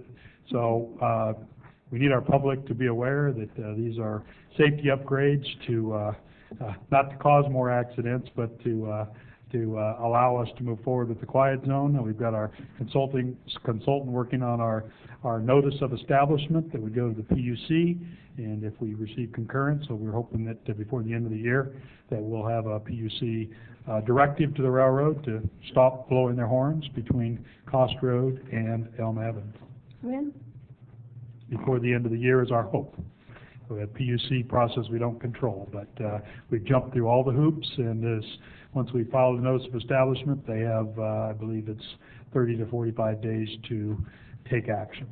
Did we have an accident over there by the quick stop between a train and a person pushing their, I guess, their grocery cart? Recently? Yeah. I haven't heard of such. I'd heard that we did, and it wasn't, I don't think they were hurt very much. I think he kind of just got bumped, but I was concerned that that might affect our ability to move forward with the quiet zone. I just wondered. Not likely unless it was a horrendous incident that would get Yeah, I don't think it state was. PUC attention, and I didn't even hear about it. So. Okay, and the police didn't either, evidently, so it must have. Second quick update, if you've driven down in the Cost in Lincoln area, you'll see a major new Creekside 3 subdivision is moving lots of dirt, and we'll soon be closing the south end of Joy Drive to reconstruct it to city standards. So we're going to be making a little dust to work on the next new development. We're working diligently now they're down there, and lots of water trucks and lots of dirt getting off track. They got to keep it clean every day and keep the dust down. And we've got wind forecast over the next days ahead, so contractors bring in extra water trucks to try to keep the fugitive dust on the site. And so we'll just know that that's going on, and it's you might want to drive by there, and it's amazing how much they can do, how quickly. Attended a meeting a couple days ago. We've reconvened an advisory group to the STA board to talk about the possibilities of continuing forward the possibility of presenting to the voters in 2016 a ballot initiative to look at supplemental funding within the region. It's not a done deal. Polling right now would not show sufficient support, but what we want to develop are some additional polling, and there's going to be outreach to some of the electeds, particularly if you serve on the STA board, to let you know kind of some of the things we're seeing, what we're looking at. So more to follow. We'll keep you posted. Certainly, we're underfunded and have sort of a broken gas tax system in California that the special session didn't fix, so we're looking for local solutions, but that would be one of the ideas that's right now being kicked around, would be an additional ½ cent that would be earmarked for fix-it-first local roads and a couple of key regional projects.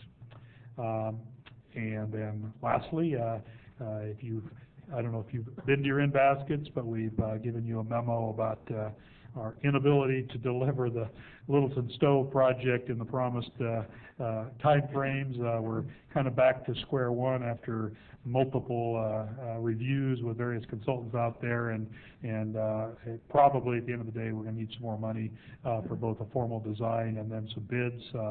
What we're going to proceed with, unless we get direction otherwise, is to go ahead and prepare formal plans, hire an architect or a mechanical firm that has commercial kitchen experience. We've got a couple of names we're working on, and produce plans that would be vetted through both county environmental health, through the fire district, and through our building department to make sure that it could be approved, and then put that out to bid. Right now there's a lot of concern among contractors. Well, you know, we could do a design build, but we don't know what health department's going to require. We don't know, you know, so we have to put a lot of contingencies in our bid, and that in and of itself could bust the budget.